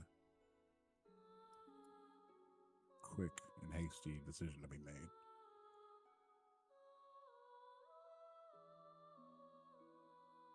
You lift your hand, tracing these slow, deliberate symbols in the air. There is a ritual, a way to bind a soul to the Veilstone and to turn it into a key strong enough to hold the tide. But it is not a gift, it is not a spell to be cast and forgotten, it is quite the burden. But there are 3 steps. The first step, the anchor must accept the burden willingly. The Veilstone does not chain those who do not yield. The one who would become the key must offer themselves freely to it. Once the vow is spoken, there is no turning back. Step 2. The magic that once held Sereth Vane isn't lost, it's only buried. You must perform the ritual in the heart of the ruins of the Tideborn Empire. Only there will the Veilstone respond as it once did. And the final step. The ocean does not yield easily, and neither does the Veilstone. The one who becomes the key must endure the weight of the tide and the pull of the abyss. That is why the first seal failed. Key was not strong enough to hold.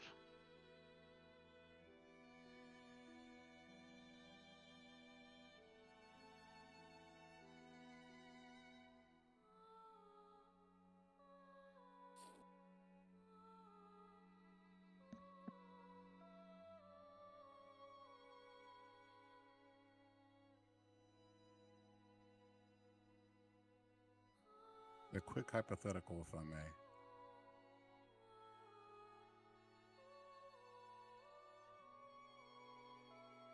Say you became as strong as a being in this realm can possibly be. What would happen if they were banished, the key and the lock, to a different realm of existence where Sereth can't follow? Does that hold him as well?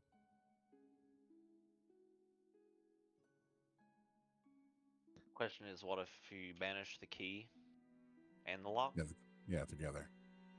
Like a hypothetical, like, yeah, I do it, we go do it real quick, and I banish myself in the relic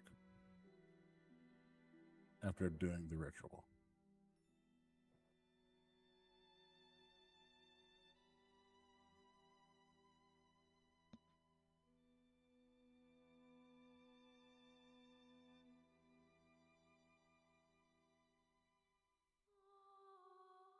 Banishment is a simple thing, she says. A trick, defiance, a way to send something away rather than face it. But the sea doesn't forget. The tide does not yield, and neither will he. If you were to cast both the key and the lock into another realm, it would seal Sereth Vane away in a prison beyond this world. It would hold, for a time. Prison is only as strong as its walls. If you do not know what lies beyond those walls, then you do not know what you're truly releasing him into.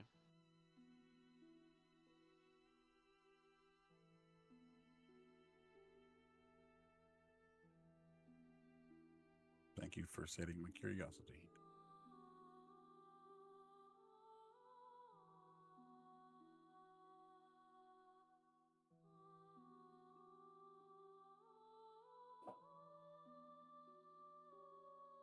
Mara speaks up.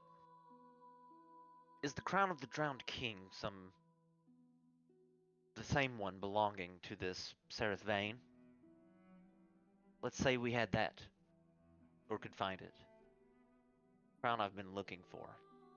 If it's related, would that change the circumstances at all?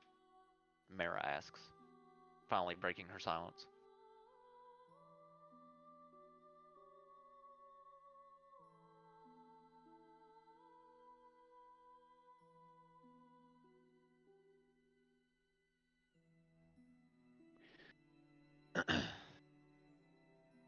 Madam Salt says, you already know the answer, Captain. The crown is not just a trinket. It is not a relic to be stolen, nor a bauble to be worn. It is his throne, his voice, his will. And if you had it, then yes, the circumstances would change. For whoever holds the crown holds the sea.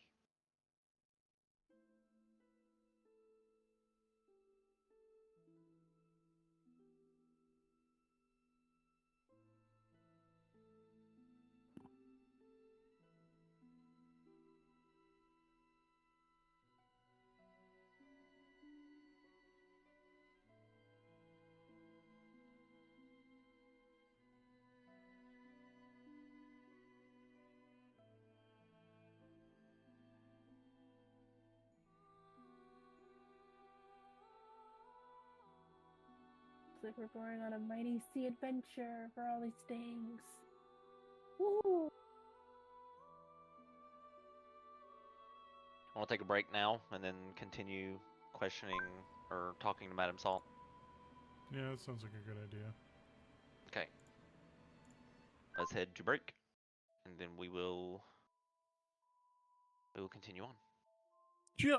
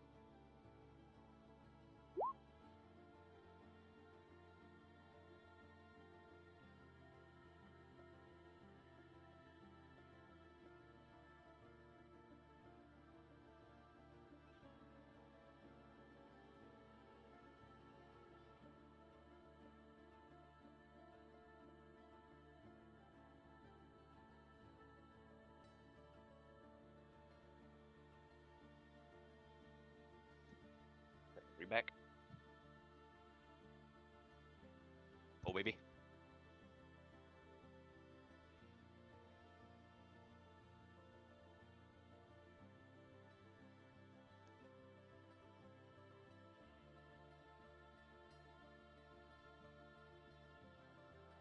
Cody, have you looked into Sigil any?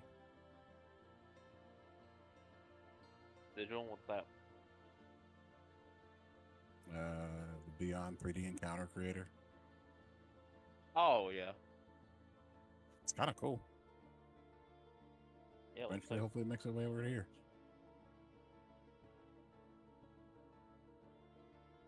At first, I was like, I didn't know what you're talking about, but then it hit me.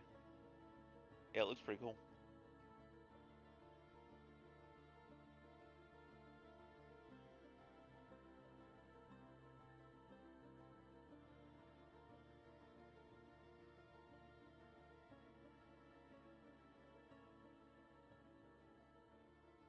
Dan, are you ready?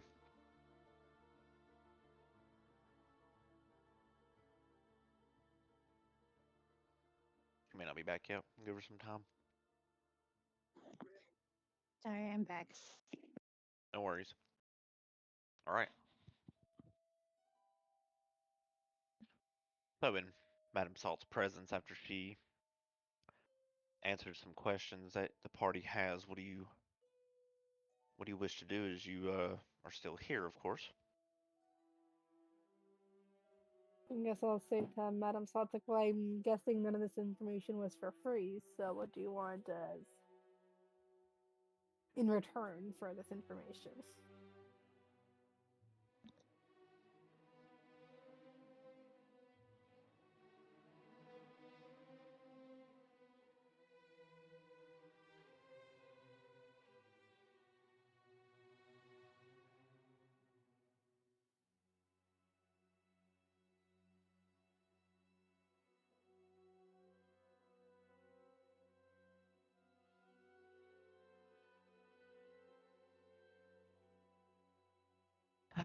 You already know the answer to that, little ones. Nothing is free in the hollow. Not the tide, not the truth, and certainly not the things I have given you today. Her head tilts a bit, but I am not a cruel woman. I do not ask for coin, nor blood, nor favors you do not understand. Because there's a lot I don't understand. So, since I have not done for you anything that is heavy by my consideration, I ask only this.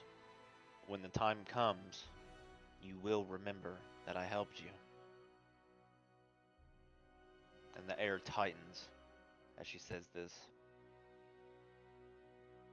And when the sea rises to take what was once its own, you will not stand in my way.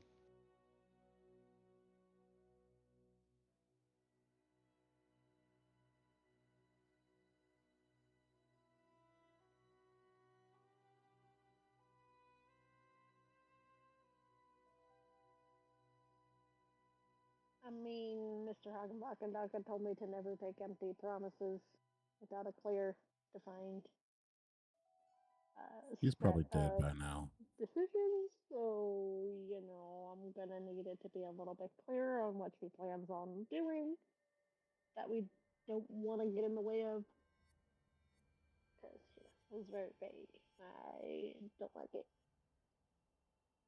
I like to know all the terms and conditions that I'm agreeing to.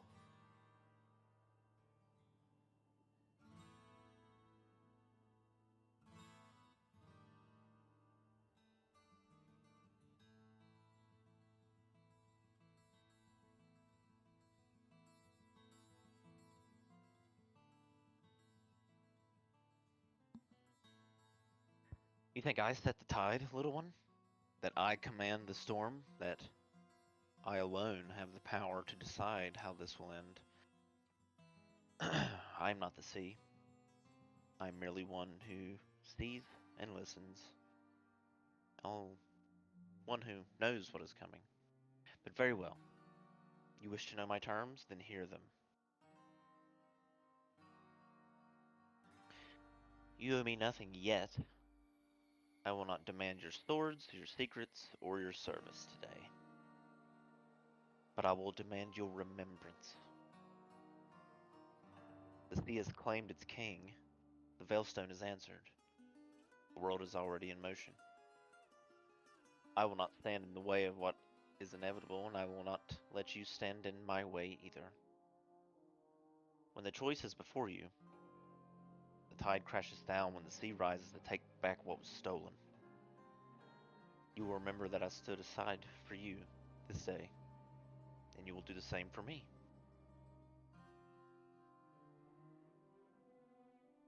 Yeah, but we're clear on the first part. We're saving people. That's why you're staying aside to get your problem out of the way, possibly. The way that you're speaking makes it seem like it's your problem that you want us to brush aside.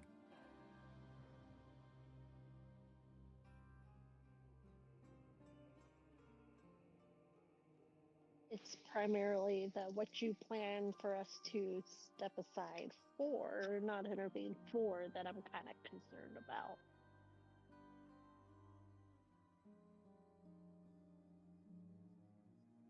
We are doing all the work after all.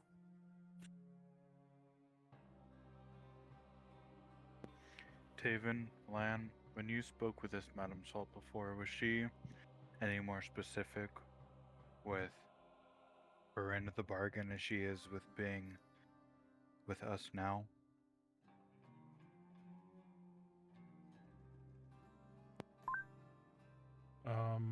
Let me think about that for a second. No, she wasn't.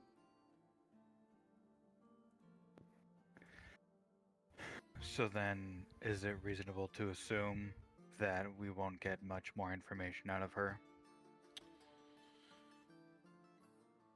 It is very reasonable to assume that based on mine and Taven's one encounter with her.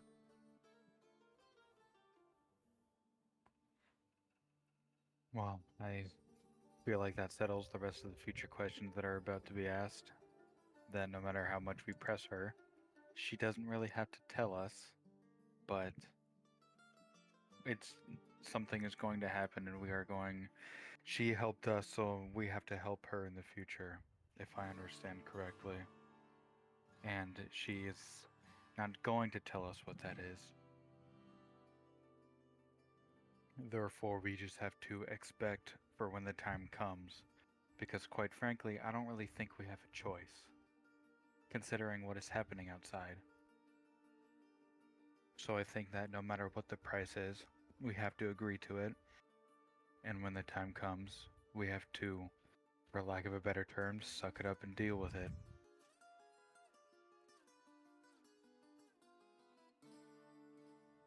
Have fun in your little adventure. I'm not agreeing to anything blanket. I guess I will just remain here.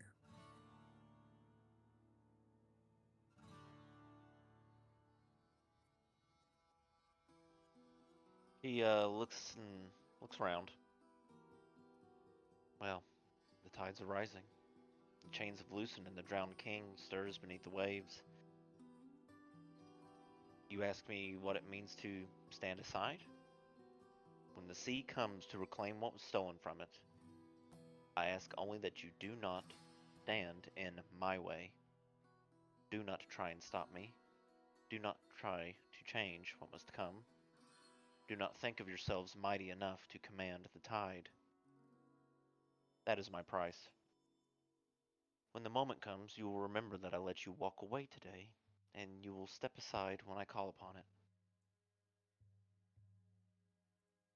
That is the price for all of this information.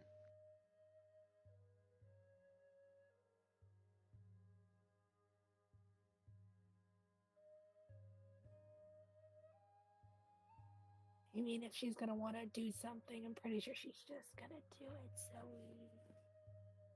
I don't know how much more we can do to stop her. So we be grateful for the information we got, and we go work with what we've got.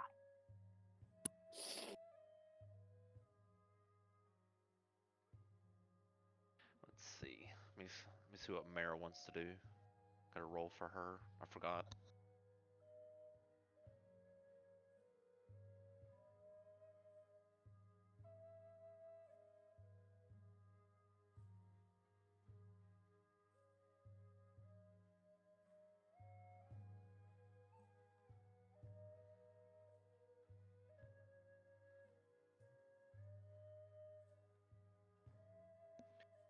Oh, that's a good question.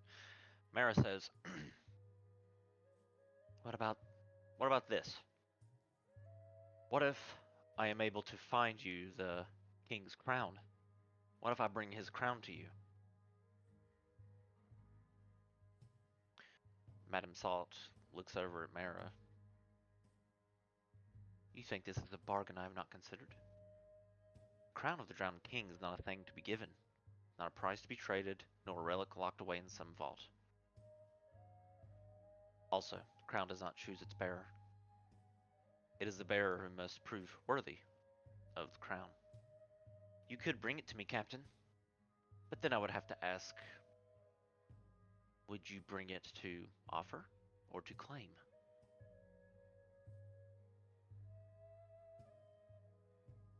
If you seek the crown, then seek it.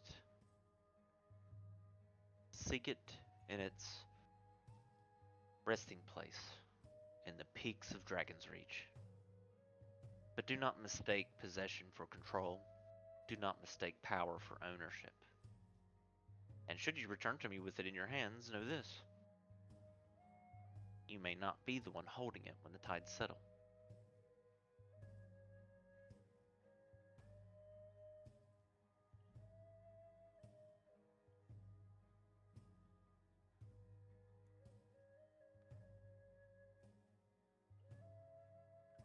And Mara sort of ponders what it means to be worthy of the crown to herself, and many other questions she hesitates to ask the seer. The seer being Madame Salt.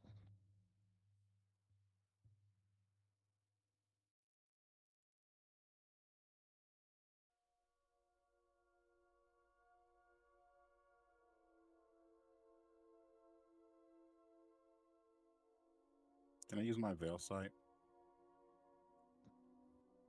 Sure. From the tome, right? Yeah. Yeah. Sure.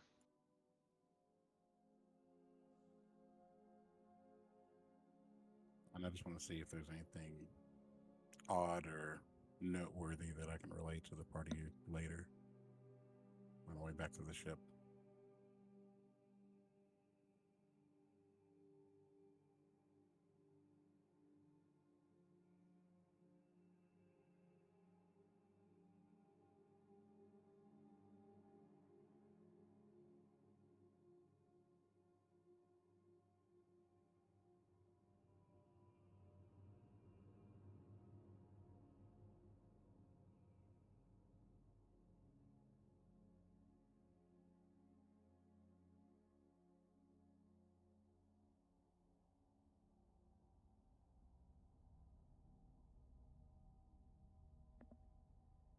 All right. You feel the familiar pull of the magic from the Spirit Weaver's tome, and as your vision changes, the hollow does as well. Or maybe this is how it really looks.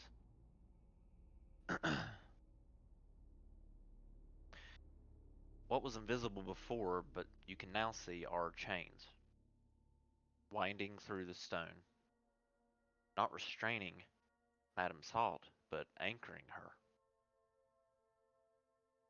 You also get a glimpse of her true form. Her silk-like garments shift, as if it's not fabric, but woven strands of something beyond.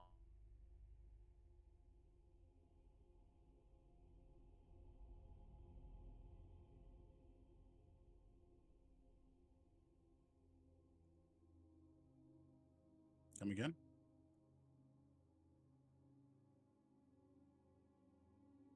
Had to cut out.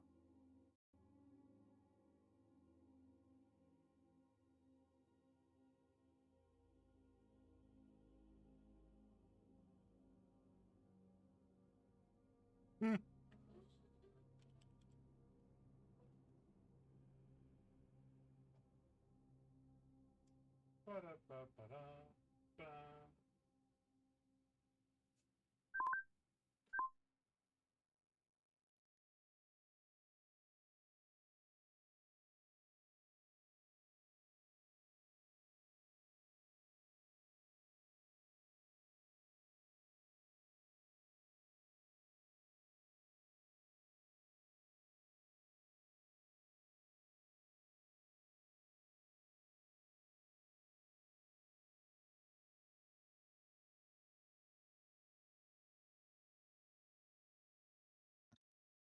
Came back.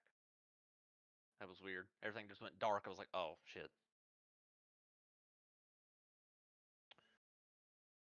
Get everything loaded back up. Yeah.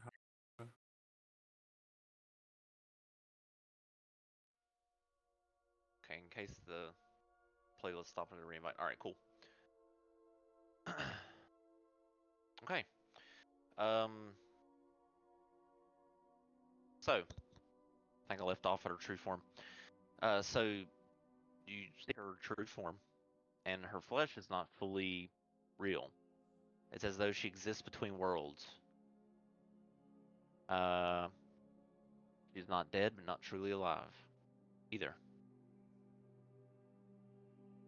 There are spirits lingering in the room, these shadows, drifting along the edges of the hollow, some whispering, some waiting. Many of them look to be drowned kings, betrayed warriors, forgotten souls, other things older than empires. The veilstones that are pulsing, you momentarily feel a pull downward as if something far beneath the hollow and the waves is stirring beneath her. An unseen shape, felt, vast and patient.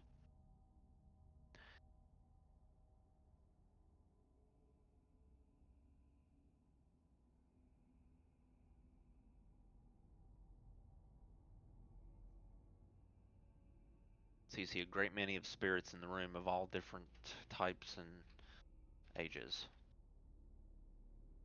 And this deep, darkened pit of tides beneath her, pulling and coalescing into one unseen point.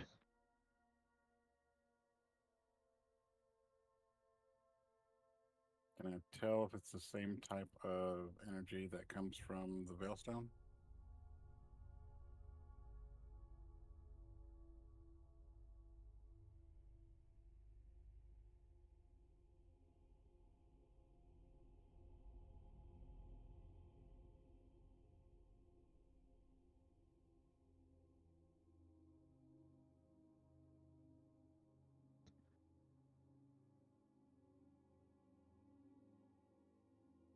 Well, you do notice the pulse of the energy matches the same energy in the hollow. Um, the throne that she has, the walls, the unseen chains anchoring Madame Salt, all pulse with the same type of energy. The magic is not of the living world, but of likely the spirit world, which is the veil between. And it's not just stone either, it seems to be a conduit. The veilstone itself doesn't contain energy, but it holds something. Same binding magic that was used to seal away Sarah's veins seems to also hold Madame Salt in place.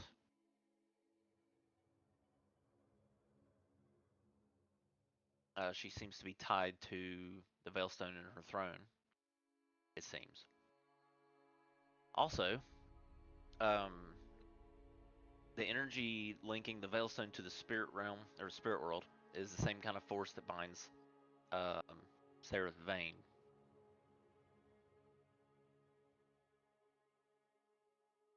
So, if the veilstone in the hollow is anchoring Madame Salt, then the veilstone beneath the waves is anchoring something much greater.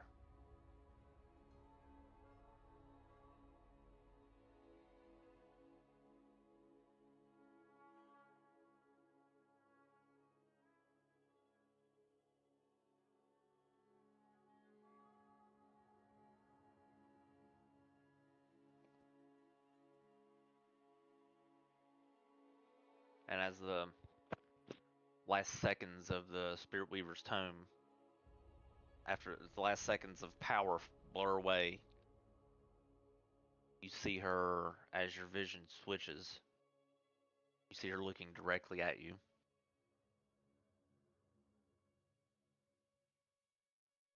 As though she knows you are seeing her for what she truly is. And her abyssal eyes narrow slightly from beneath I'll her. give her a wink.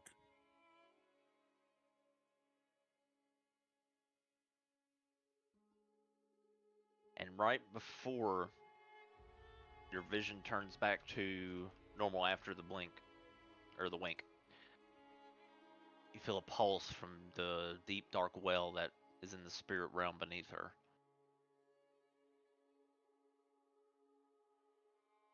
Like a tremendous beat, the same of which was coming from the Colosseum and the Veilstone beacon that you have. And then your vision ends and returns back to normal.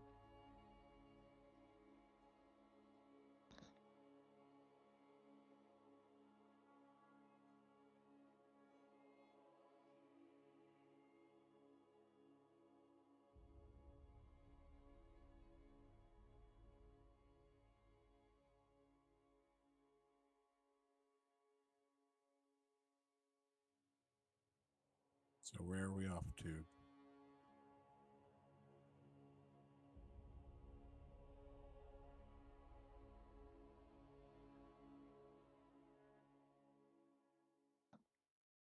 Do we need to buy more potions and stuff?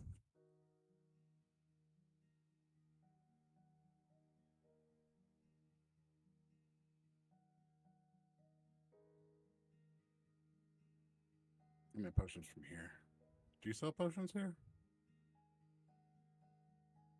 Mara looks over. There are vendors down here in the hollow, yes. Do they have anything we could use? In those places in the hollow, they do accept gold.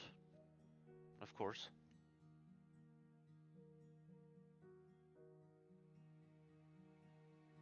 Potions and provisions? Well, I guess it depends on where we're going, Mara says. You want to discuss this overland? Just grab general stuff?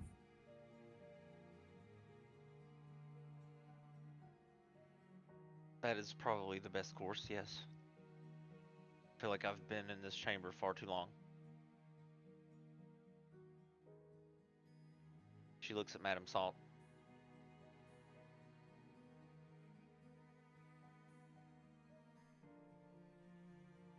When I have the crown, you will hear from me again. But not until then. And then Mara turns and leaves the room. I will thank her for her audience and follow Mara.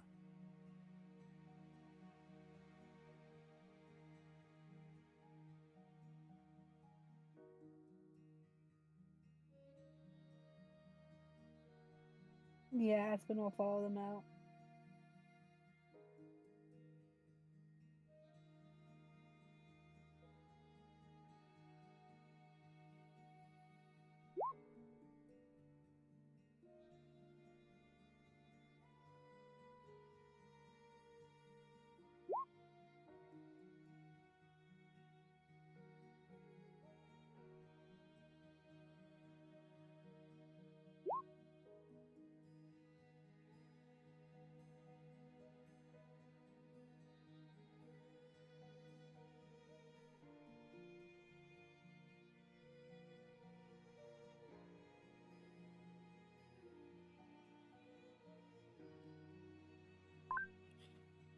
Lan will follow Aspen and everybody out.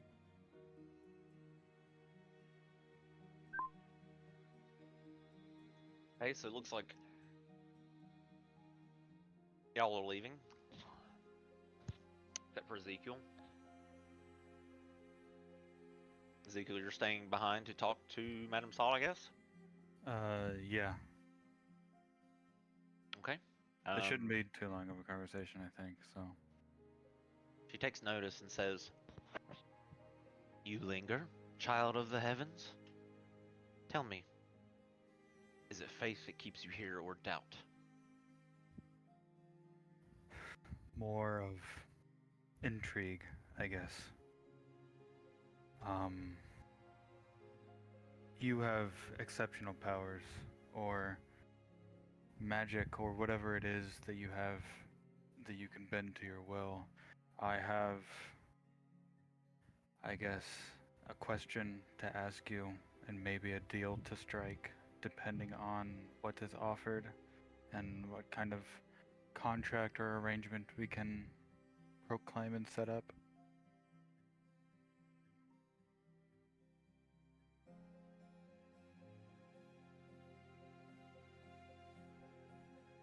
Her fingers pause against her throne, and for a moment the chamber is silent. A question and a deal. Now that is something I did not expect to hear from you, Lightbringer. Speak, child of the heavens. Let me hear the weight of your soul's bargain and your question. What is it you would place upon the scales? Well, you obviously seem to know who I am, so I'm going to assume that you know of whom I served. You obviously know that it was a celestial being, and I have since left the service of said being because of the corruption and the treachery that they have committed.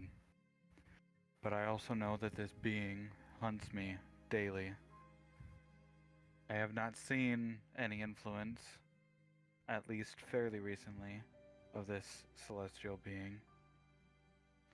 But the question I have, and the deal that I can possibly make, is there a way for you to either stop this celestial being from hunting me, or give me the power to face them when they eventually do find me? And then in return, depending on what type of deal we can strike, similar to the deal that you made with my companions Taven and Lan, I would also make a deal with you.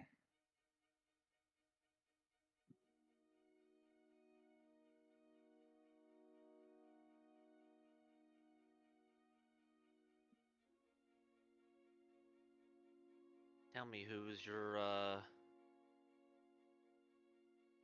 is this betrayer in the heavens that cast you out? Her name is Alindra.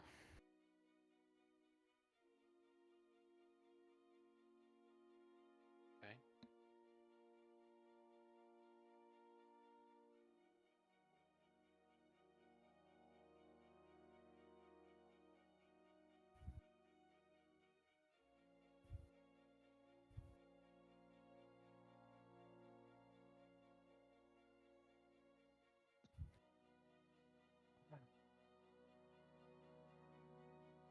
She says,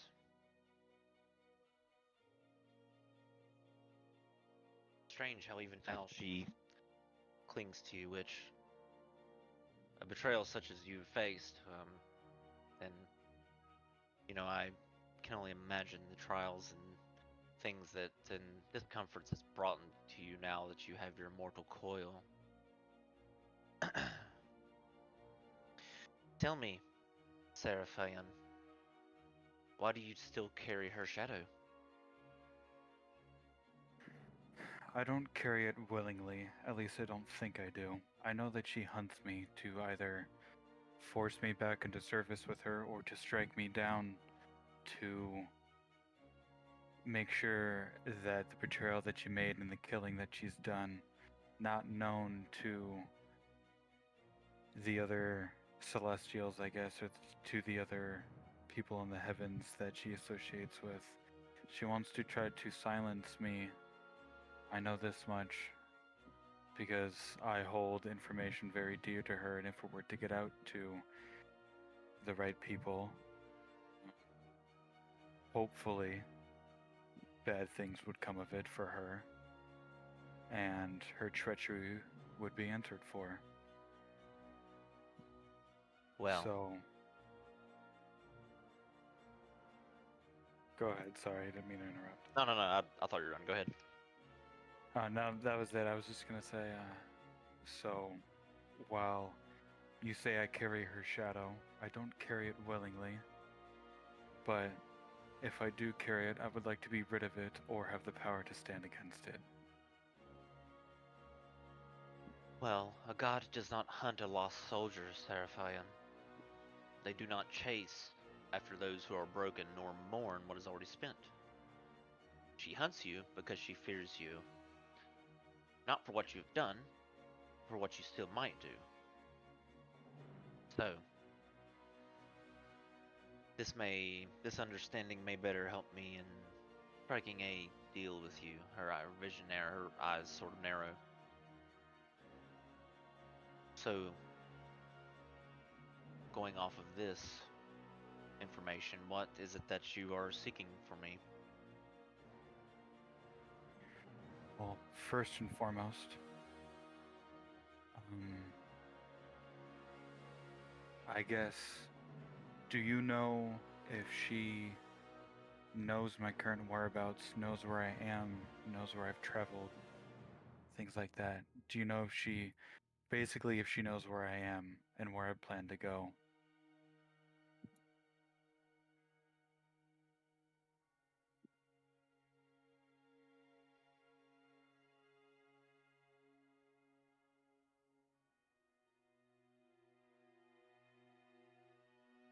The gaze of a god is not so easily escaped, Seraphian.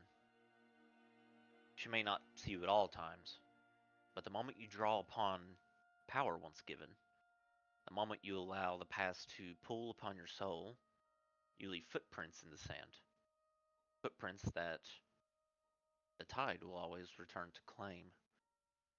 So ask yourself, Lost Paladin, how much of her shadow still lingers in you? If it is none, then perhaps she does not know your whereabouts. I cannot possibly know if she knows where you've been or where you intend to go. So, of that I am of no help to you. Okay. Then I guess my next question is, in the chance that I do, and she comes for me and my friends, is there...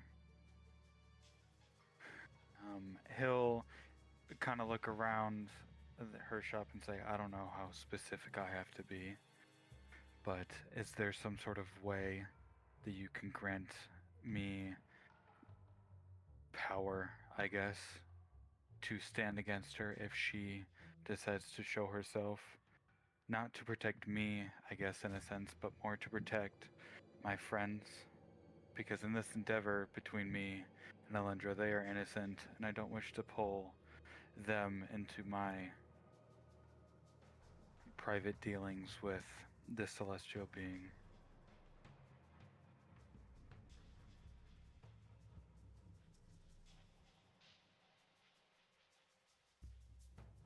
Her expression doesn't change, but something in her posture certainly does. You would stand against the gods, Seraphian. And you're not asking for vengeance or salvation. You just ask for the strength to shield those who are innocent from the storm that is following you. She tilts her head. How very mortal of you. There is power in the hollow and the veilstone, in the threads that weave between life and death. I could grant you a shield forged in defiance, a power untouched by the gods of the sky. But to take this path, you must understand this is not a gift. It is a severance.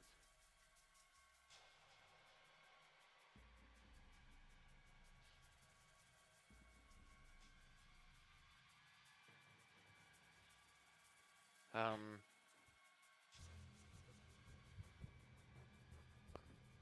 So, um,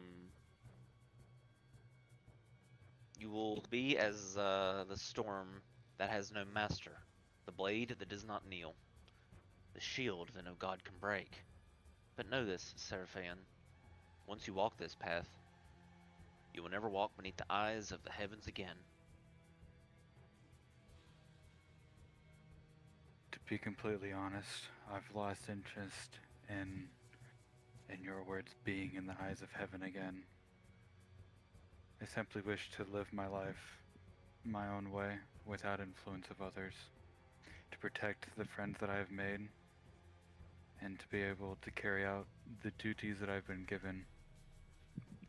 If that be from you, if that be from the oath that I've taken to protect certain ways of life, then so be it. But I'm not interested in the heavens anymore. I simply wish to live my life the way I want to.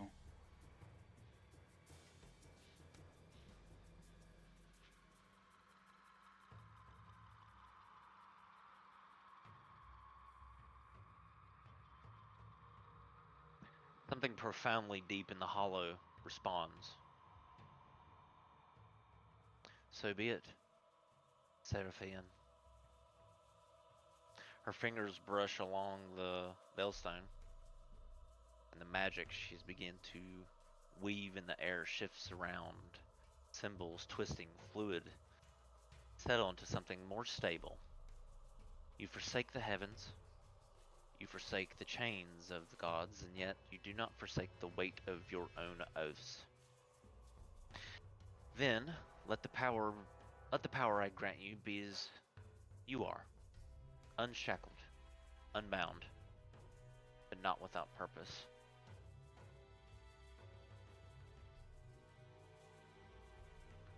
And as the magic wraps around you, of course you've accepted this, right?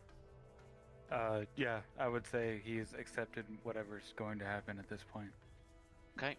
As the magic wraps around you, it does not burn like divine light would, nor does it shackle like celestial judgment. It is heavy, but in a way that feels earned. Not like a gift, though. It feels more like a burden that you have chosen to bear. You are severed from divine influence, meaning Elendra can no longer claim you.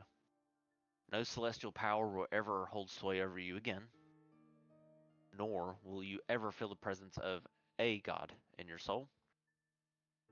Your magic is now wholly your own, drawn not from any faith, but from will, strength, and the force of your own convictions, as you currently do. You are resistant to divine interference.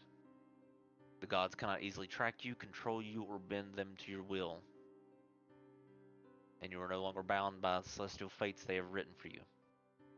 Your path has truly become your own, and you get to keep your oath. Your vows as a warrior of the oath of the giant remain untouched. Your power now flows not from a divine source, but from yourself, from your strength, your convictions, and the unyielding will. The ritual fades.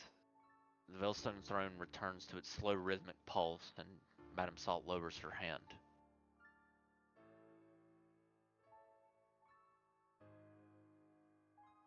Let's see.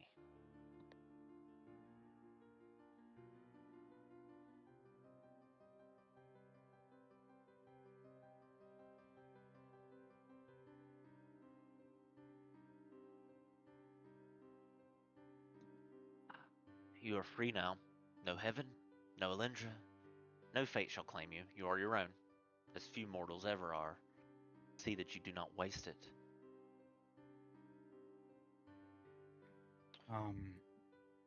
Go ahead. However, as you know, nothing is free in the hollow. Mhm. This is not a charity. What are you willing to leave behind in exchange for this gift? A memory that defines you? A name that once mattered. A future that could have been.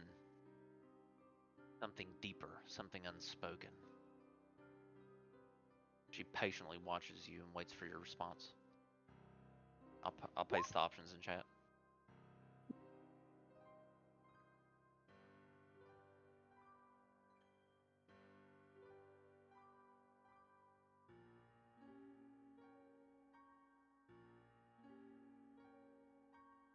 Okay.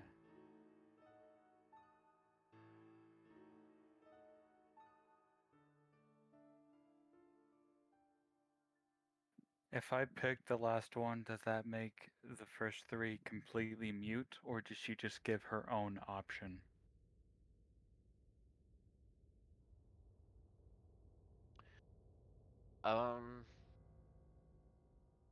Well, that's really the question, right? Oh, okay. So that will give her a lot more power to pretty much name the price of her own that she would extract from you. Something, whatever it might be, that she sees in you that will greatly benefit her, but yet strip you of it. It's very vague, but intentionally vague. Oh, that makes sense. I mean, that doesn't mean that you can't ask her. Okay, then I But you guess know how she is. yeah. I guess my question at present is, when you speak of something deeper, something unspoken, would you be able to name that price that you see in me that I don't see in myself, or that I perhaps don't understand, so that I might have all of my options on the table? Or is this option purely in your benefit, to where I will not know until I have chosen and solidified my answer? He waits a moment.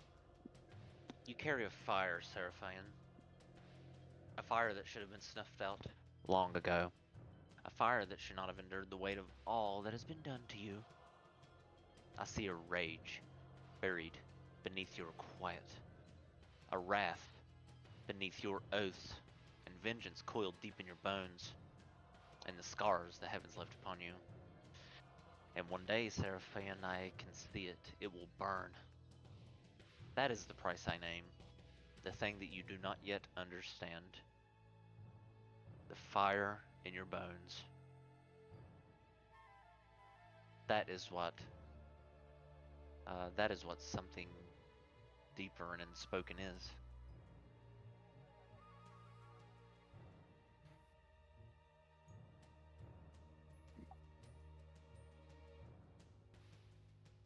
This deep well of dormant power that you have.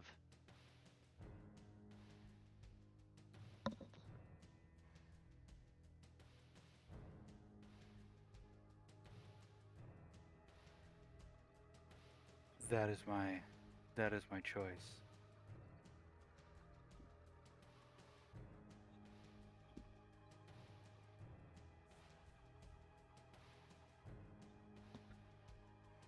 Okay. Something inward from you. You feel it.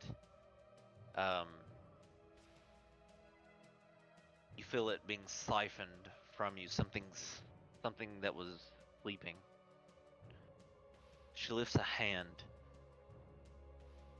and there's a pulse from the throne, and you see um this vibrant yet furious orb of power drawn from you. She says, "Then the fire is mine." Her fingers curl as she clutches it. The fury that was sleeping within does not burn away from you. It's almost as if it leaves willingly, as if though it had been waiting for this. She excels, lowering her hand and studies him. Or him as in the orb. As she absorbs it, see a smile draw across her face. Consider it paid.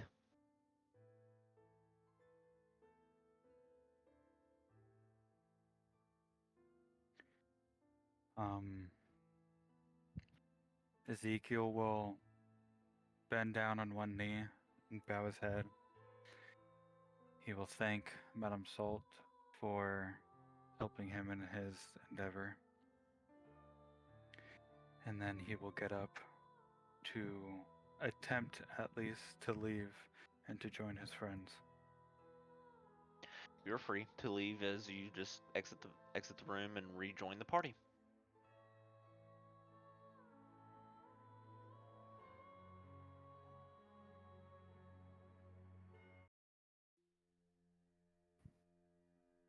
All right. So Ezekiel comes out a few moments later and regroups with you guys as you're, I guess, planning to do whatever you're doing next.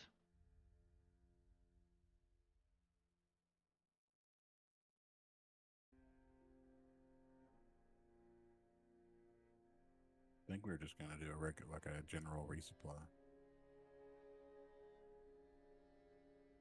Okay.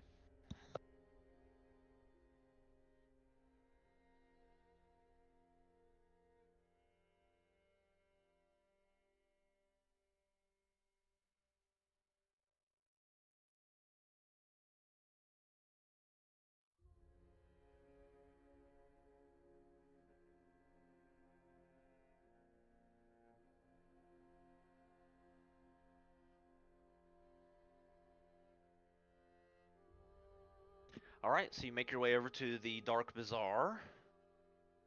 As the air does feel different, a lot calmer, more normal if it can be. No more whispers and veilstones flashing and pulsing.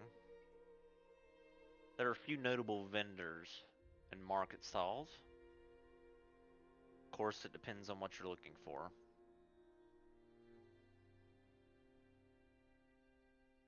Probably just like healing potions, like, or just what other potions would we need? Any other fun ones that they might have, but just mostly just healings for adventures and escapades. So potions for sure. Yes. Any other items?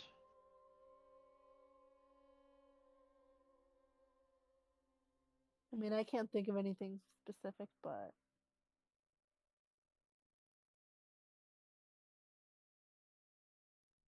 make my big ass shovel stronger. Not really, but not really. That was just a joke. No, it wasn't. I mean, if the option is there, I won't say no, but I'm not like looking for it. Make my weapon stronger. No, I'm just kidding. I'm just kidding. Who would want that? No. I'm playing around. So just potions, really? Okay. Think of anything else, just let me know. But Do any of the vendors have their wares on display to where, like, if something catches our eye, we can, oh, okay, we'll go over there and look at that real quick. Like the, I guess, market in front of the stadium. yeah. I will produce a handout from my notes.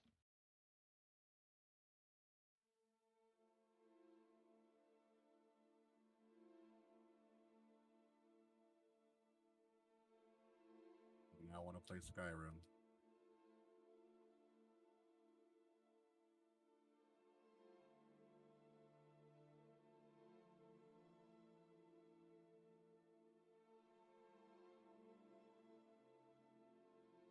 All right. Doom, doom, doom, doom, doom, doom, doom, doom, doom, doom. Bing, bing, bing, bing, bing.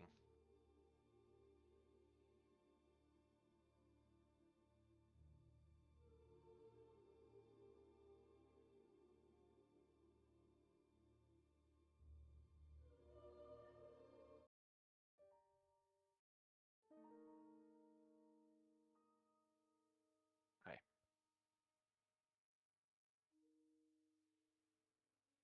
you go.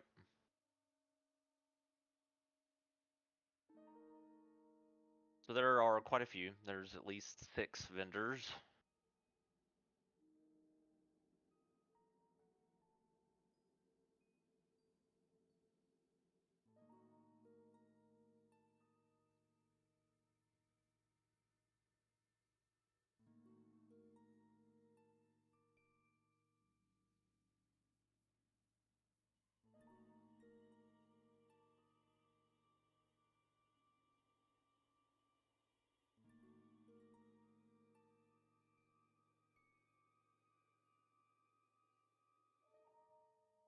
I think for sure we should go to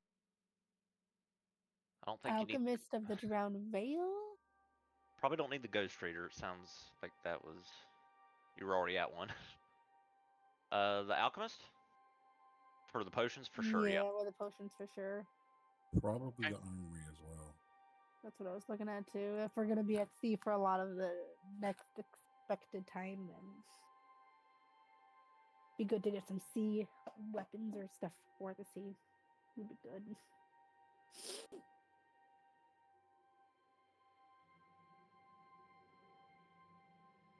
So yeah, but definitely the alchemist, and then probably the armory. Okay. We can wrap all this up for the sake of brevity if that's what you want. Probably, yeah. Okay. I'll just produce a list here of potions. Okay. Alright, cool. Let me get the... Okay. So, if you're looking to buy potions, it really depends on what you want, of course. There are healing potions available. There are potions of healing and greater healing potions. We'll probably buy them out. Okay. Roll a 1d8.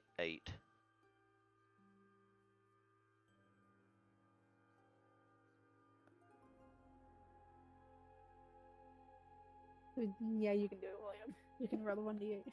Yeah, anybody. Ew! That's gross. Oh. Okay, there are 2 potions of healing. 50 gold pieces each. Can I add my inspiration to that, or is that not how that works? Can I not do that to that? To the result? Well, it would exceed 8, so. So no. Right. What if she rolls another 2? Max of 8. For item, No. for It can stuff be a like no. It's fine. yeah, for stuff like this, no, like Okay. because it's in reference to like how many items are there. Nice. Thought I'd ask. So 2 potions of healing.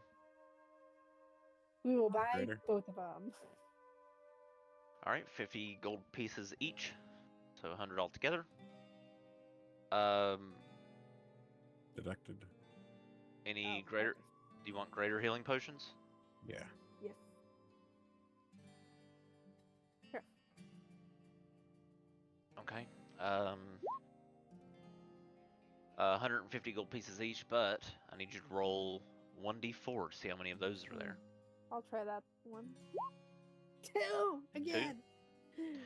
2 greater healing potions are there. 150 each, so 300 total. I don't know if you need the water breathing potions because you guys have those. How much do we have in the bag of holding in terms of gold, or did we always split the gold? 1 second. 400. 480. Do we want to use the greater healing on get 2 so that we can use the party gold?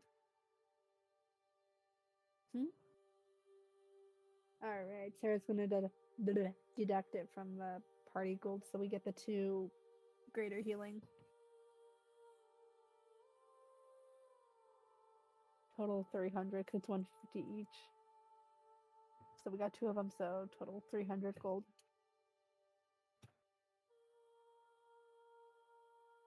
Okay. Alright. Let's see. The rare potions are listed as well.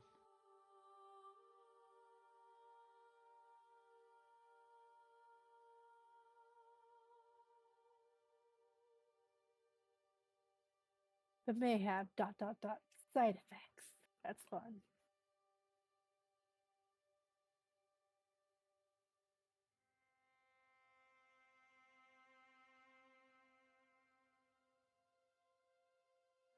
They're all very cool, but kind of expansive.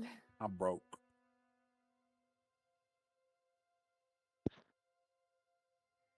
Okay, and there's stuff at the armory. What are you looking for there? If you want a potion, just speak at any time. I'll let you buy it. Probably anything that aids in underwater combat Yes, and or just water in general. gear tailored for battle at sea. Oh my god. That's kind of ugly. I should put it in a handout. I just feel like we have a million handouts. Yeah. Either way, whatever's easier for you is fine. I'll just add it to the vendor thing. I need to make another hideout or handout.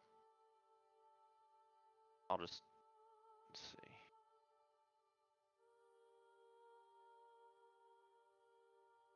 Do we want to get some of the tide glass arrows? I'll add it to the hollow vendors handout just right below the description above. That way you can see them. Okay. Alright, so you may have to close out the Tidevale Hollows handout, but I put it there too. It's all the same shit that you see and a little bit more. There's nautical gear in there.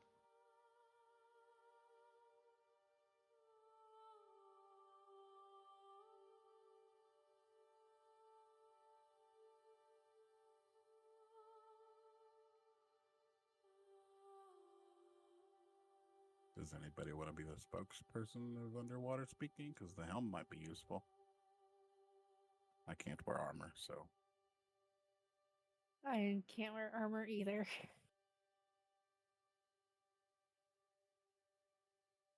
Magic robot, do you want to wear the helmet?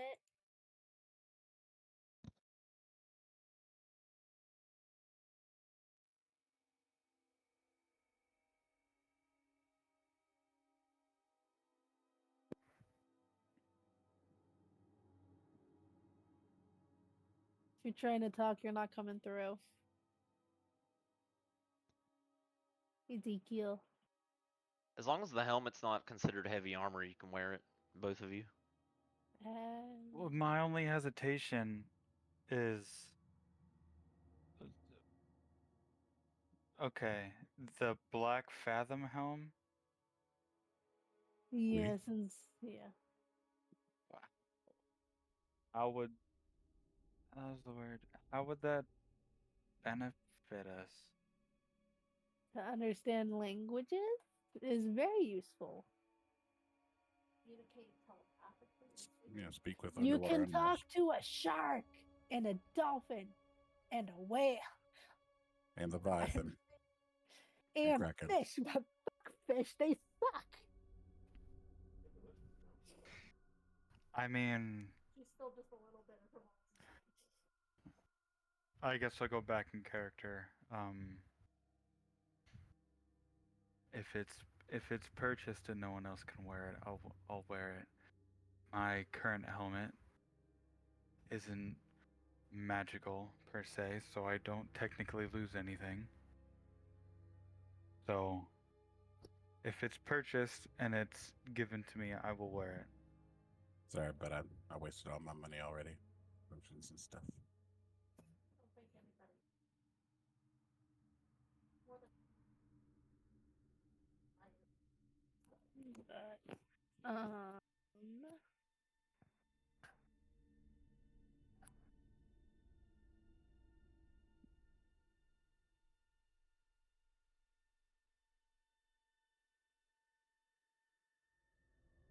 I'm adding the Forge Master shop to the handout.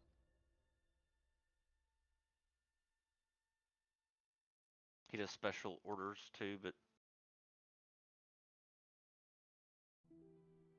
they take forever.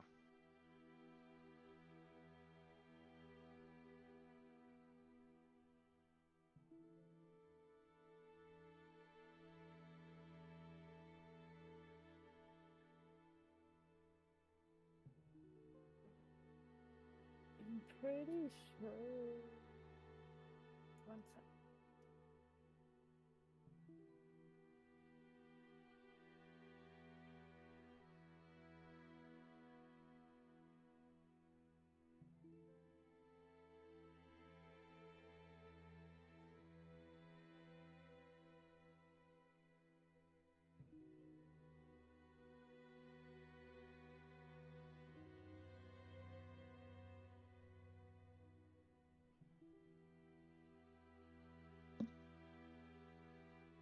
Does anybody have an extra 5,500 gold? I have 500 gold. 180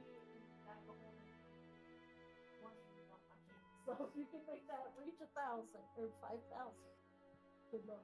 I only ask because, like, the ship enhancements and the navigation and survival gear could be useful. Mara?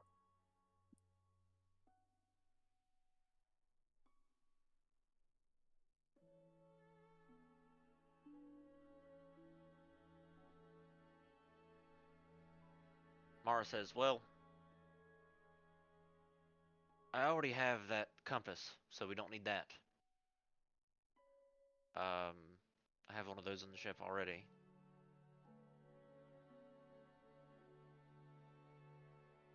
She also says, "I also have one Black Fathom elixir on the ship. Those are the things I do have that I've bought from here before.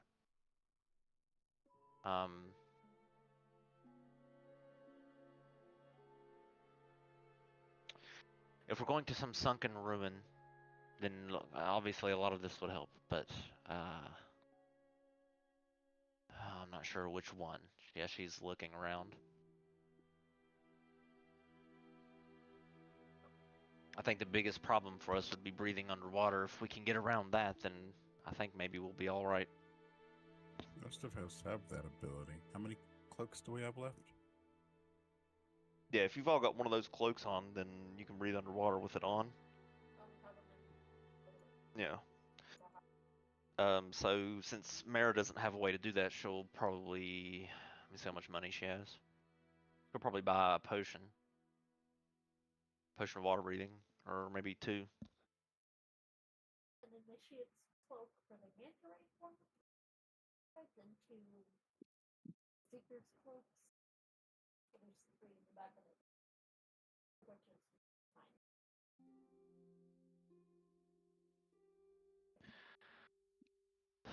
Okay, so she's got, Yeah, we have extra seeker cloaks, so she can have one of those or borrow one of those. It's only 10 gold an hour, right, for Cuppa? We have 2 free. One's for me. 2 free. Free.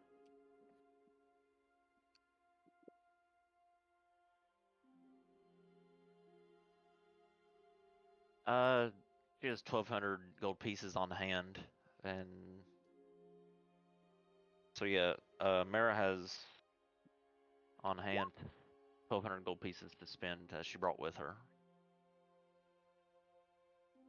So she will buy at least 1 potion of water breathing. So that'll reduce that. Can we stop her from doing that and offer her one of our extra cloaks? Sure. If you want to give her one of the cloaks, you can. Group consensus? How many cloaks do we have left? 2.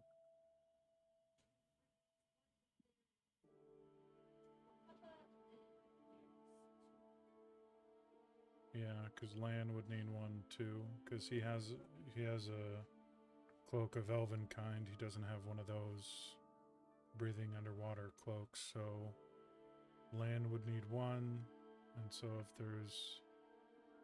there's an extra one, then yeah, I don't see why Mara couldn't use it.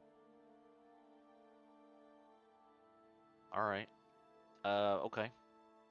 Well, she has 1 Black Fathom elixir on the ship, so for whenever she feels like maybe the crown was underneath the sea somewhere in wreckage.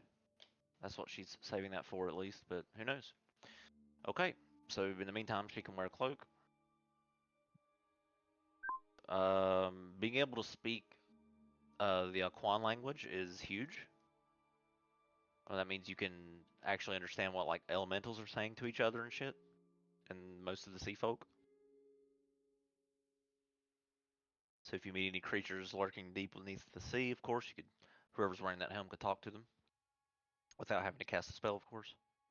Would there be Right, let me see where it's a book vendor close by? Like for like tomes or tomes and scrolls. Kinda. Like I just want to see like if I can find like a elementary level of the equine language to see if I can like over the journey's distance try to I pick up some mean, phrases. I was just because I thought I couldn't wear armor, but if it's not heavy armor and I can wear it, I will buy this so I can talk to whales. Because it sounds hella fun. The helm doesn't require attunement either. Oh. And it won't mess up with unarmored defense? No, anybody can wear a helm as long as the helm itself isn't heavy. This helm isn't considered heavy, and it doesn't. Part of the rules, it won't alter your unarmored defense. It's a lot like wearing bracers. Okay. Then cool. I would like to buy it because I want to talk to whales. I want to talk to sea animals. I will buy that one then. You want And the then I helm? will be broke. Yes. Okay. So you buy the Black Fathom helm. Go ahead and add that. It's not an official item, so just Alright, I'll just add add to it to your history. I'll copy and paste it it. now. With the description. Yeah. say and it weighs 1 pound. 1 pound. Okay. So heavy. There's the weight. There's just, I mean, not like real. It weighs a little bit more than that, but I'm just for Oh your yeah. for your character sheet's sake. Yep. It's cool. I have 5 gold now. That's it. I'm still saying I don't know what Mara would buy.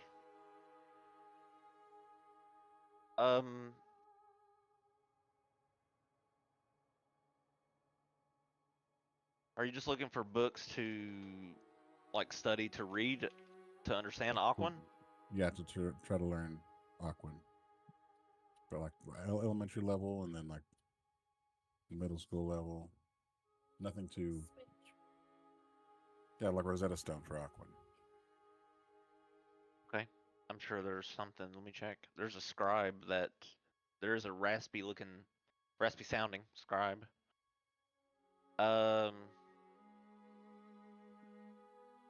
So there are options. There are tomes, study guides, that you can do by various means. I'll post them in the chat.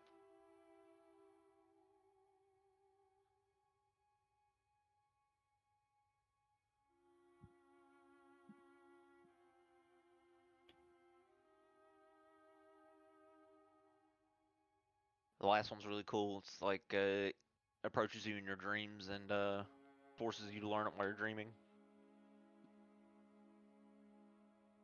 But I mean, it may it'll obviously it's going to invade your subconscious and force you to dream as if you're learning the language. But the form that takes is well, kind of scary to some.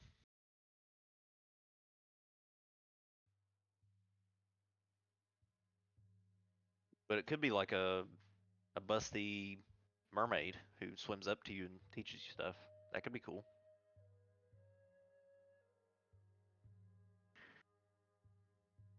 But like only in your dreams, though, right?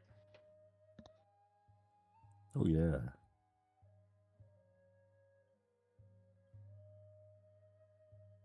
All I can afford is the primer, so I guess I'll just take the primer. Okay. You can look through the primer first, kind of skim through it before you buy it if you want. See if it's landing what you want to know. What would I need to roll for that?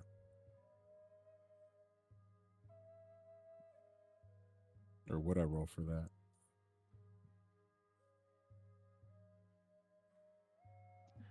Good question. So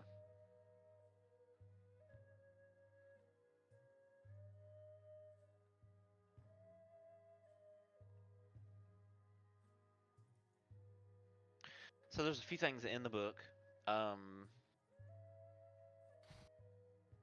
There's a few things when you skim through it. If you want to, depending on how fast you want to skim, I'll let you do investigation or arcana roll to see if you can to see if you can look through the book and understand what it shows you before you buy it.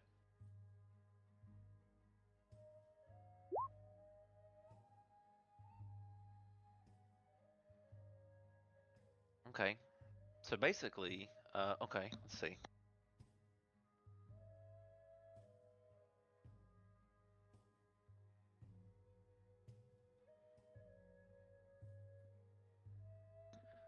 All right. So as you skim through it, your mind processes the script really fast because you're a pretty accomplished sage yourself.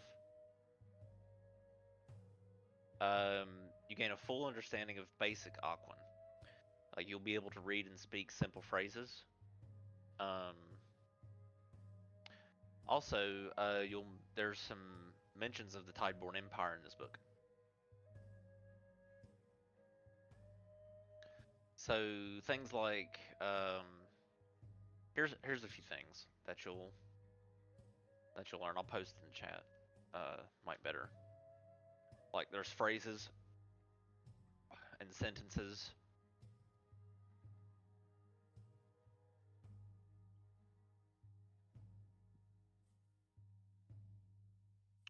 And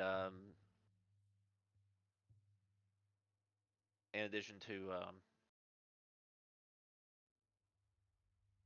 the dialects as well, you can distinguish between pure Aquan or abyss tainted Aquan and archaic Tideborn dialects that are older than Forlonde's recorded knowledge. Symbolism and hidden meanings. Words that shift with the tone used. And how to basically infer deeper meanings, like you'd be able to you would be able to tell, like in Aquan culture, how but basically picking up on slang, like if and sarcasm.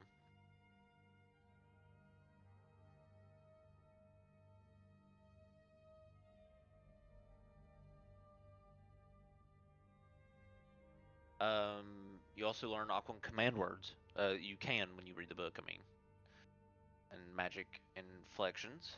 Also, and there's a little bit of forgotten knowledge you notice in one of the later chapters, referencing the tongue of the drowned.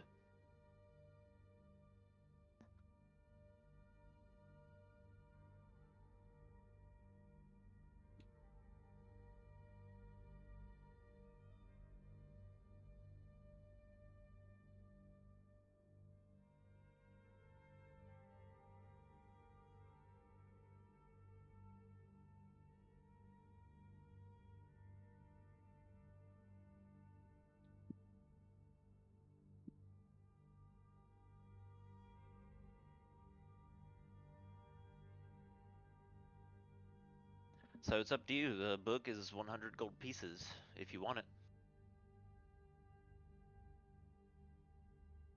It has been deducted. Okay, the book is yours.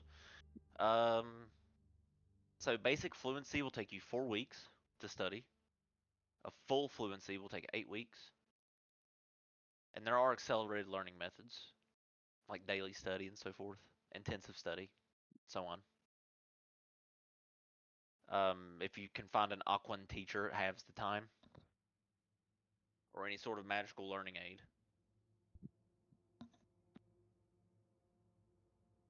So, if I speak with Aspen with the helm on, would that count as practice as well? Since you'd be fluent while wearing the helmet. Well, here's the thing: she doesn't know. She can speak it, right? Um, that's a good question, actually. I don't know if like wearing the helmet just bestows all the, well, it would because she would understand. I Yeah, think she it just would. had mentioned that in passing. I'm like, oh, that's a good question. I should bring that up. It's a great question. Yeah. Let me look that up real quick. That's a really good question.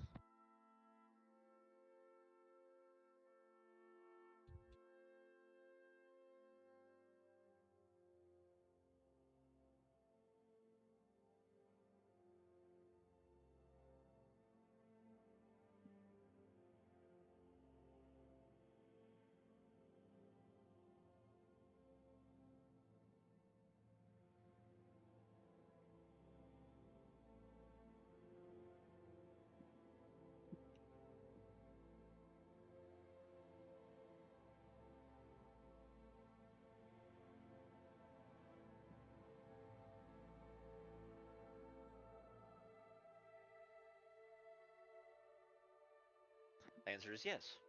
If someone's wearing the Black Fathom helm, then yes, that will make you the person wearing it fully fluent in the language.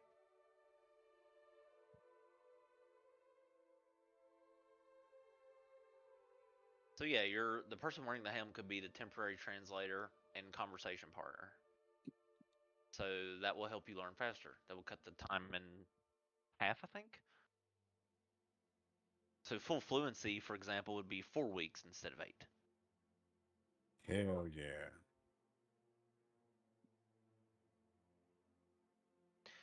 It's even faster if you, like I say, if the longer you study, it gets even faster.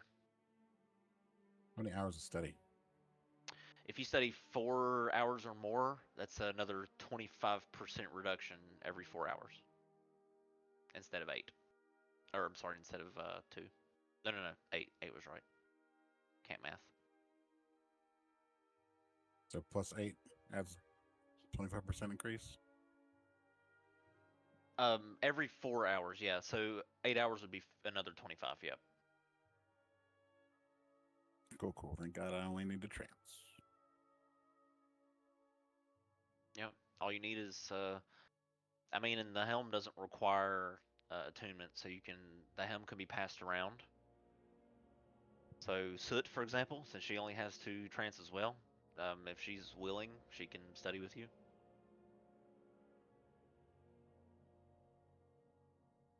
A damn good question.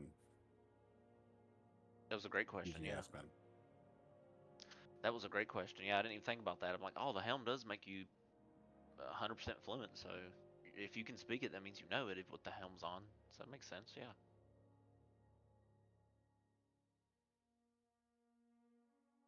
Rip sexy mermaids in my dreams, but whatever. Hey, it's not worth 800 gold. Not at all.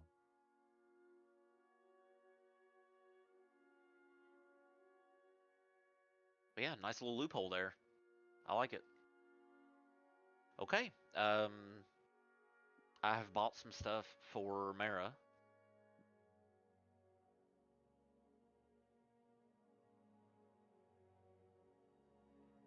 She mostly got ammunition for her guns.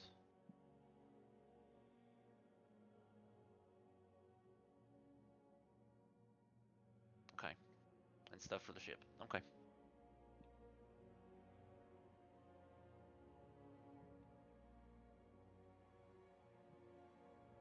Alright, so you guys are stocked up. What's the next move? Sandy, you not buying anything? I don't think so. Okay. Rune, which sounded like fun.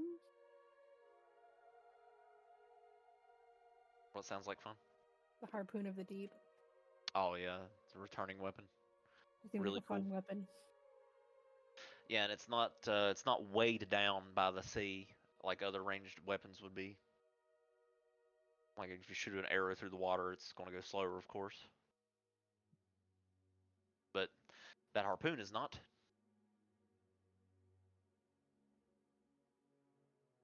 I'm not trying to pressure you into buying it, Anna. Just see.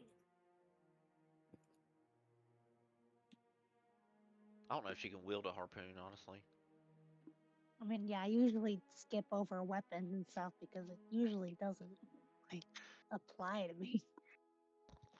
There it's are, not I mean, a bad idea to have one in case you're like out of spell slots or can't do magic. It's good to have a slice and dicer. I mean, I have something. Can't.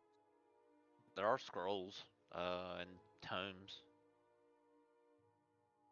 Shark tooth dagger sounds cool also. But no, yeah, not trying to pressure you into buying something. I'm not. But yeah, if you don't want to, then that's fine. Being annoying.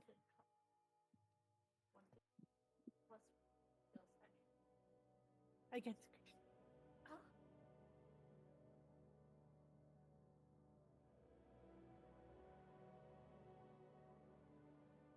To the ship, or at least to the surface.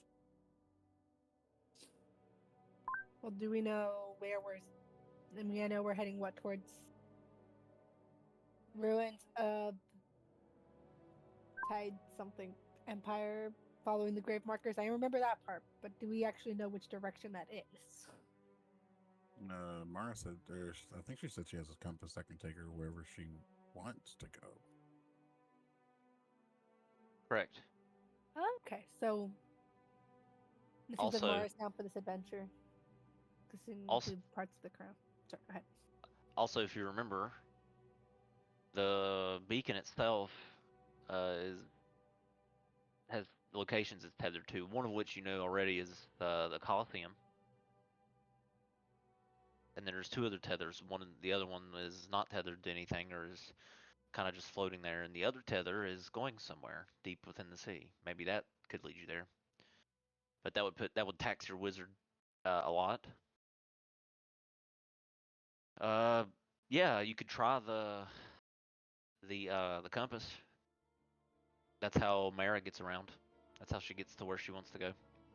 Okay, cool. Because it's like, oh, we're on the ship. We have no idea where we're going. But if that, yeah, that works. Okay. If that's truly the name of the place, then yeah. Ruins of the something Tide something Empire. Yes, that is the name of the place.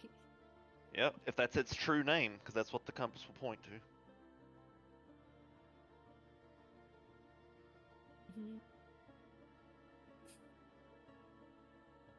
Oh, I have an idea as a dungeon master. What if you spoke?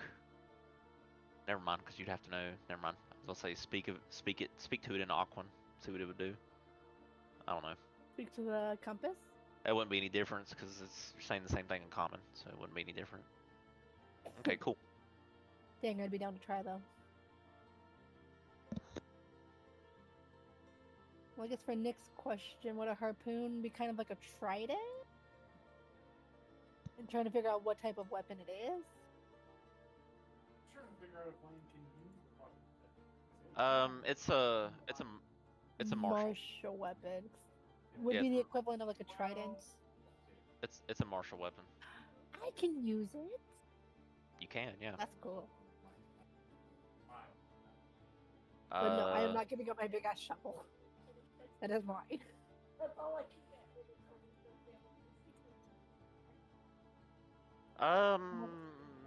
Can I dual wield? if you make a But I also can't persuasion, afford it. if you make a persuasion check, Mara she has 800 gold left. If you make a persuasion check, I'll get her to buy it for you. Who's persuading? Land, do you want? Well, I mean, the person who wants the weapon. Let's be fair here. No, I have enough gold to buy the harpoon. I can't use it because I'm a rogue, so I don't have martial weapon proficiency. So it doesn't make any sense for me to buy it. And I also can't dual wield, so I couldn't really have it either. Because I'm not giving up my big ass shovel. I'm gonna die with that thing. We'll bury you with it if you die. Switching weapons just takes an action. Can I have more information on the Codex of the Depths? Just because I'm intrigued. Sure. More info on the codex. At least in terms of like what it may contain. Like, I don't know what's in it. You want to try and skim through it? Or I don't know. Can I assist by looking over her shoulder? Like, Well, hang on. Let me see if it's something that they'll let you do that with.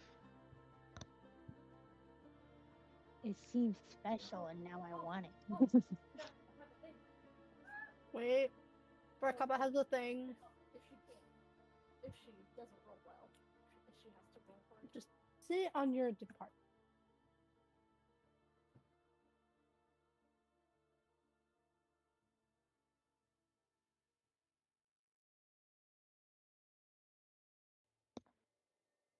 Okay.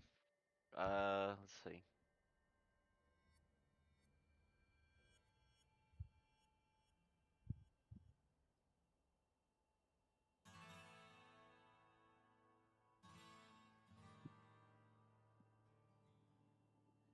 Okay, you.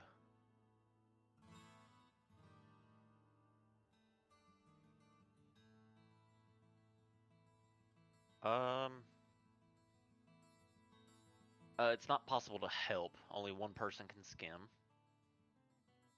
It isn't like opening a door or lifting something. Let's see.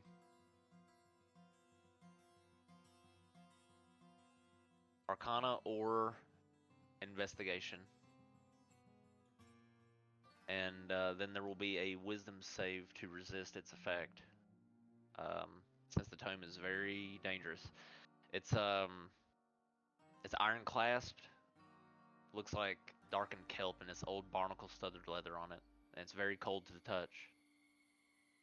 It even exudes a bit of mist in the air around it.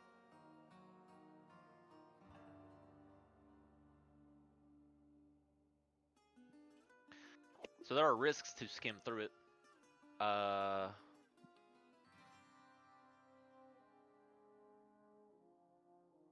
Do you wanna? Yes, I think I will. I just had to reload my character sheet. So you said Arcana or Investigation? Yep. Oh, well, they're like exactly the same. I would suggest investigation if I were you. Okay. Just my modifiers for them are exactly the same, but It's like, can I give her a +4 to that? Well, that's not gonna do anything. I tried. Wait, what's the Had DC she has to earlier. beat for it? 16. Oh dang! So even with my high and so if you add yours, we add my inspiration. We just stack this until we hopefully get to 16. But it might be more important for the save. Well, the save's DC is 14. And it's well, it's wisdom. investigation just to kind of see what Okay. I can see. That's not the save, right? Okay.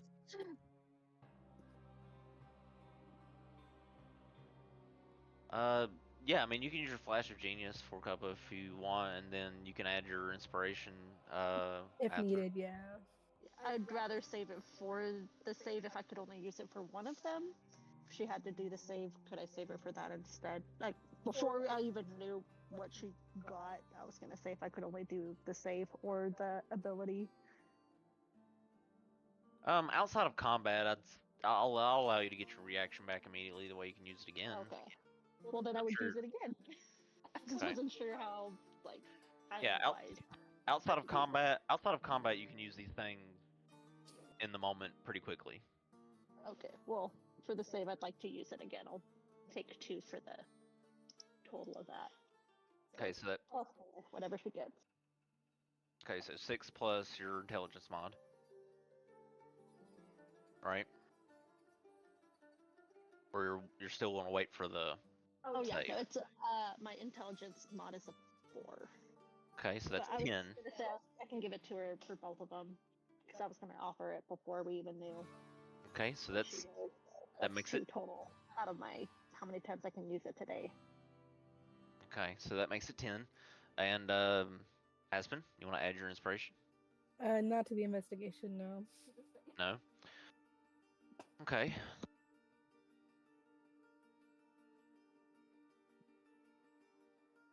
Are there any discerning markings on the front of the book that I might recognize, or on the spine, or the lock? Perception check as you look at it. As you try to focus in on it.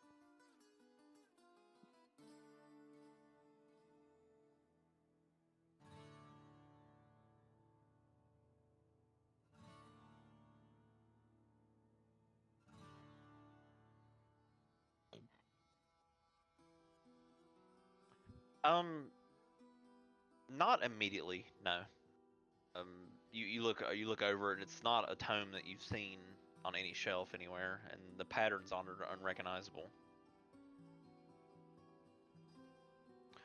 Make a wisdom saving throw, Sienna, as you go to skim through the book, and 2 or 3 pages in, your name appears, but not in your own handwriting, and it swirls away like water, and your mind begins to experience this drowning sensation. Lol. Having a fun day. Yikes. Can I add my inspiration to that? So the Flash of Genius can go to that too, so that's 11, and you can add your inspiration to it, yeah. Okay, you resist. So you don't. So you resist, and you close the tome.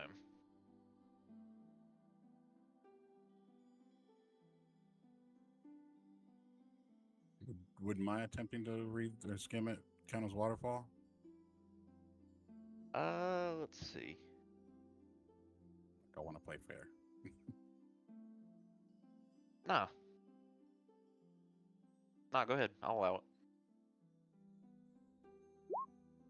I typically don't allow that for like unlocking a chest or something dungeon related. Jesus.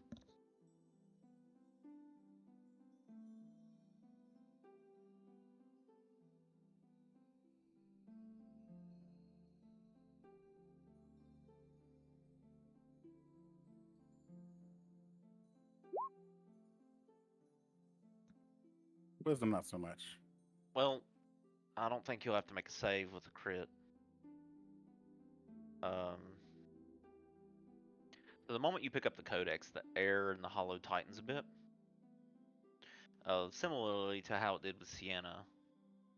And this time it doesn't seem to resist as much. And you skim through it. Upon skimming through it, you briefly learn about the drowned throne. You know that the book has the knowledge about how the Tideborn Empire sank. But maybe it didn't sink. Perhaps it was dragged. The crown of the drowned tyrant information is also in there, suggesting it was sealed away as well. The name Sereth Vane appears in a few margins.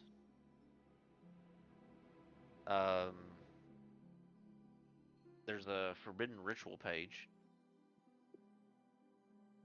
Spell of containment. The name Ulmar Stal in Aquan appears multiple times. Maris Stal. And the book sort of speaks out to you. It says, "Will you claim what was left unfinished?" It sort of echoes in your mind. I can now look to the shopkeeper and ask how much for the book or the tome.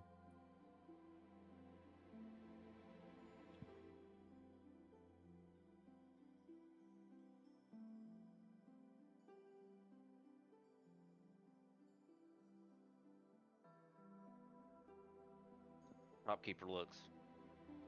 That's a dangerous thing you got in your hands. Plenty folk to pay in blood just for a glimpse, but you're not like plenty folk, are you? 2,000 gold, and it's yours. Well, I'm gonna have to come back for that. I understand. Probably best. Probably for the best, I'd say. And he takes the codex back. But you did manage to skim through it and know what sort of knowledge it definitely has in it.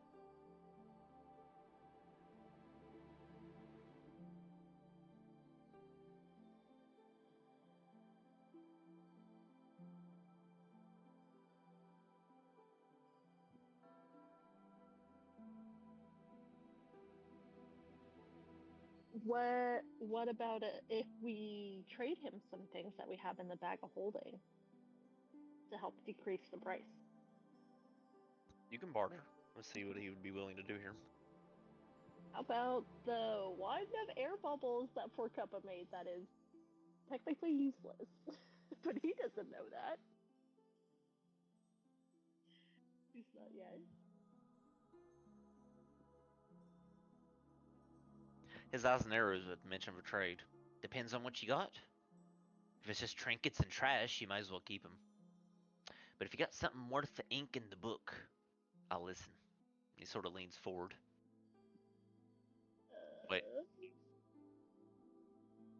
Yeah, he just waits to see what you've got. Can I pull, just out of curiosity, can I pull out my wand of air bubbles and try to convince him that it's useful? Is that what the wand does? It basically gives you, you know, like in Harry Potter, that Cedric and Fleur used to go underneath the lake in the. Yeah. Yeah, that. Like, it basically forms a bubble around your head and lets you breathe for a little bit underwater. I can't remember how much time I set it for. Oh, so But you're trying to convince him that the wand is useful. yeah. Well, Wouldn't that wand actually be helpful for us, though? It's not that long as far as how long it lets you breathe. it's If like I a minute. remember right. It's like a minute, right? Yeah, that's right. I did it for a minute. Might be useful in emergency situations, but figuratively, it's basically useless. It'll take more Don't than the sing this wand. outside. I you mean, wanna it's just a starting you wanna- point, like, to do you see how wanna much it would. do you want a list of things he might accept? Sure. I mean, because I was gonna say we'd have to give him a bag of gunpowder. See if Here's that something. drops. There's some things you can barter for. I gotta go to the restroom real quick. I know we're closing in on the end, but I gotta go to the restroom real quick. Just read it over and think about what you have that he might want.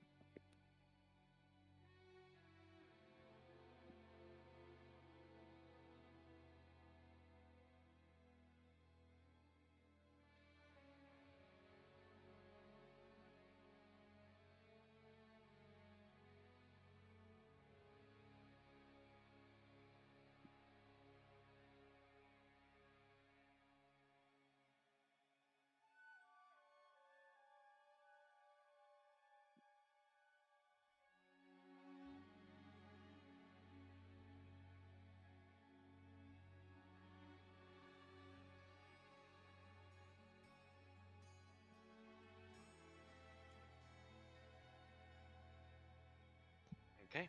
So, what will it be? Okay, so we were going to do the 3 gemstones that we found from the sewers with the myconoids. So there's 250 gold, 75 gold, and 100 gold. I can't math right now, so about 425 for those 3. 3 gemstones from the myconid layer. Yeah.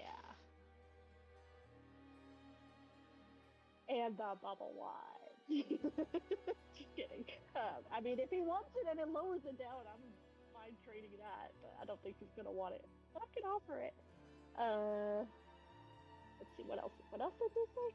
Could do the Goblin Boss secret chest just for 50 gold if he wants any of that, because it is like art and rings kind of thing. He wants those. The what? The goblin what? I have it in parentheses. Goblin Boss secret chest. That we Oh, sold at the very beginning. Oh, a chest. Oh yeah. You didn't open that, did you? I think we opened it, but it was just like little trinket things on the Nothing inside, like magical. the art pieces, rings that could get enchanted if you wanted it. Okay.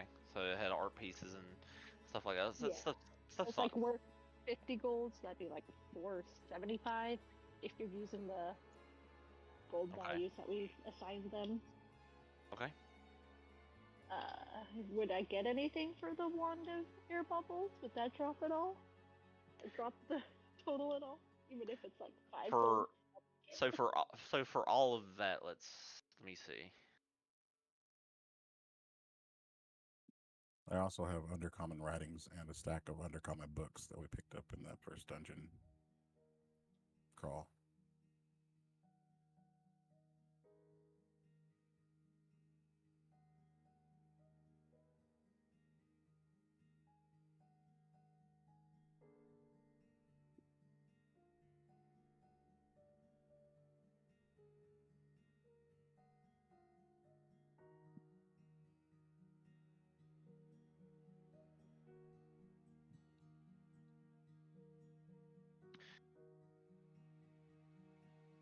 He says, well, these things aren't useless. It ain't worth the full price, but it's worth something. So I'll deal ye this. I'll trade everything you laid down, plus 500 gold pieces, and the codex is yours. Do you have 500 gold?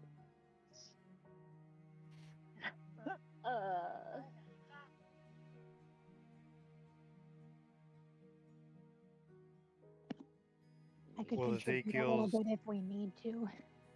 Ezekiel can chip in his 300 gold pieces if that helps. Mara, wants it very badly. Because, well, it depends on...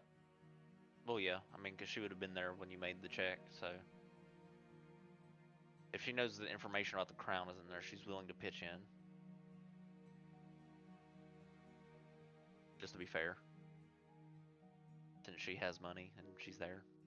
And she's on this... She's part of the party now until, I guess, until she gets to the crown. Alright, I'm down for whoever wants to help pitch in, including Mara. Let's see how much Mara wants to give first, and then we'll fill in the rest. How about that? But I did also want to talk to Mara about the harpoon. But this is more important, so this can be done first. I can chip in 75 gold. That's leaves me 3 for however long.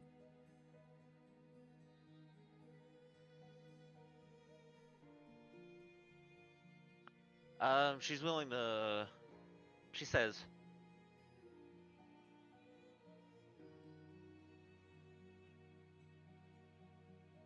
She says, I'll pay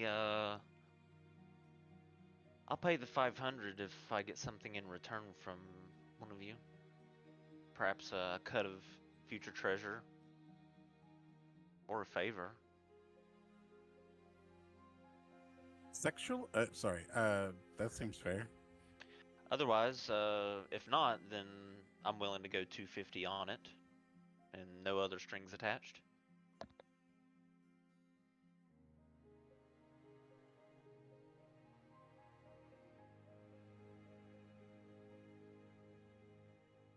So 500 gold for, say, 25% because of all the stuff we traded in? And the ability to read it? Deal, she says. If, this is what she'll do. She'll say 500 and any information about the crown and the sunken, or the Tyborn Empire that's in there. You allow her to copy it. Like into her own records. That way she Fair. can use it in future endeavors and profit off of the stories that she will tell from this magnificent adventure you're about to go on, in case you survive. She says you allow her to do that, she'll pay the 500 gold.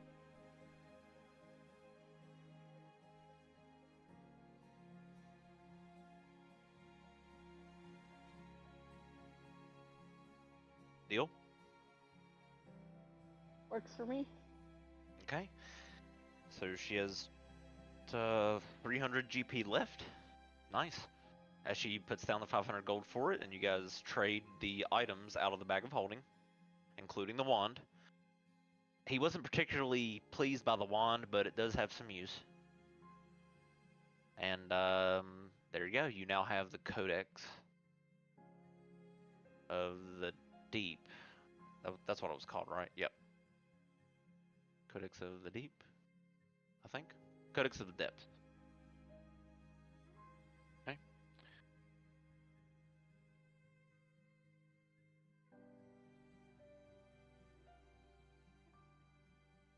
So does this remain unlocked, or does it like lock every time it opens and you have to do the checks? Or is it partial to some but not others? There's a command word you have to speak to release the clasps that lock it shut each time you open it.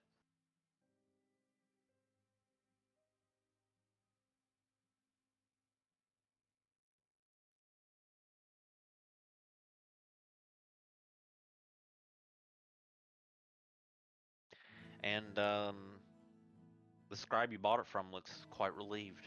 Oh, finally. Don't say I didn't warn you. Try not to drown in the words as he hands it over to you. Is there a safe word?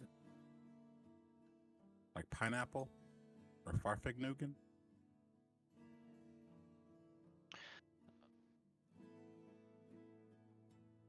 Not to my knowledge, he says.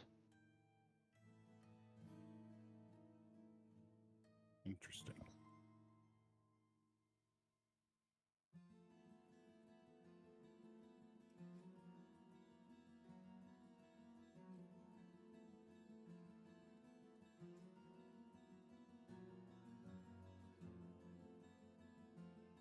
All right, off to the ship.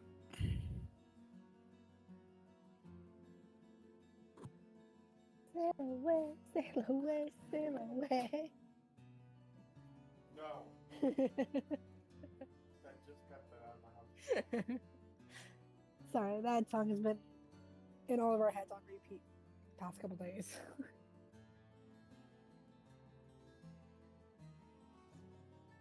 But yeah, I think we're heading towards the ship.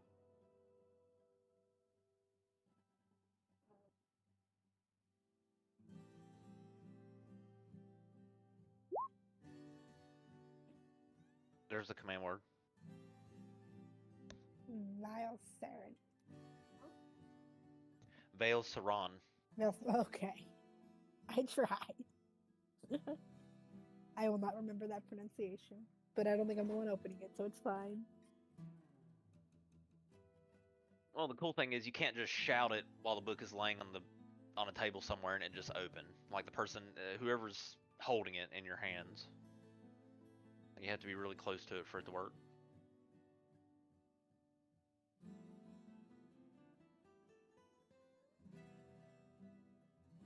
You have to whisper really nicely to it for it to open. Vale Saran.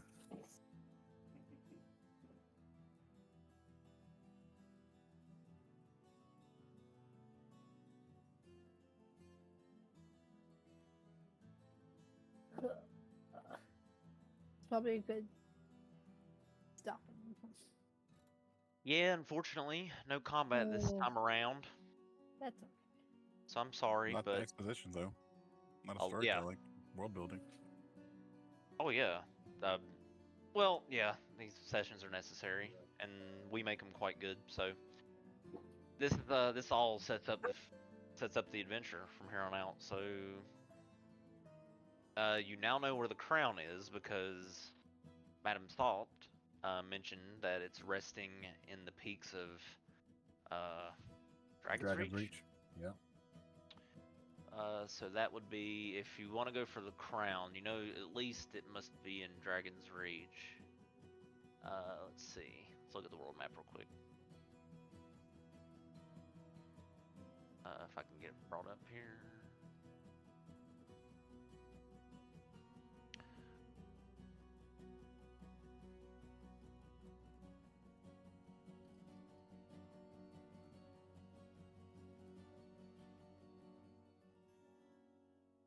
So you guys aren't there, but you're like here. Oh no, you actually are here. My bad.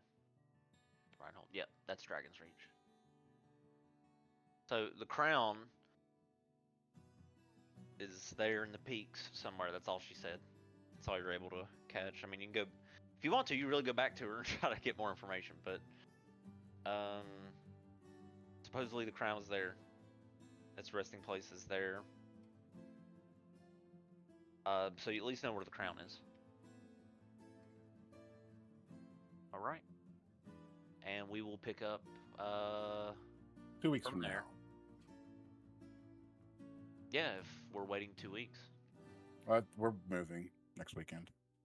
Oh, okay. Yeah. And so we're gonna be exhausted. Right. Yeah, that makes sense. Okay, that's fine. And it'd be a lot to set up all the stuff that day or day before. It'd be a lot. Yeah.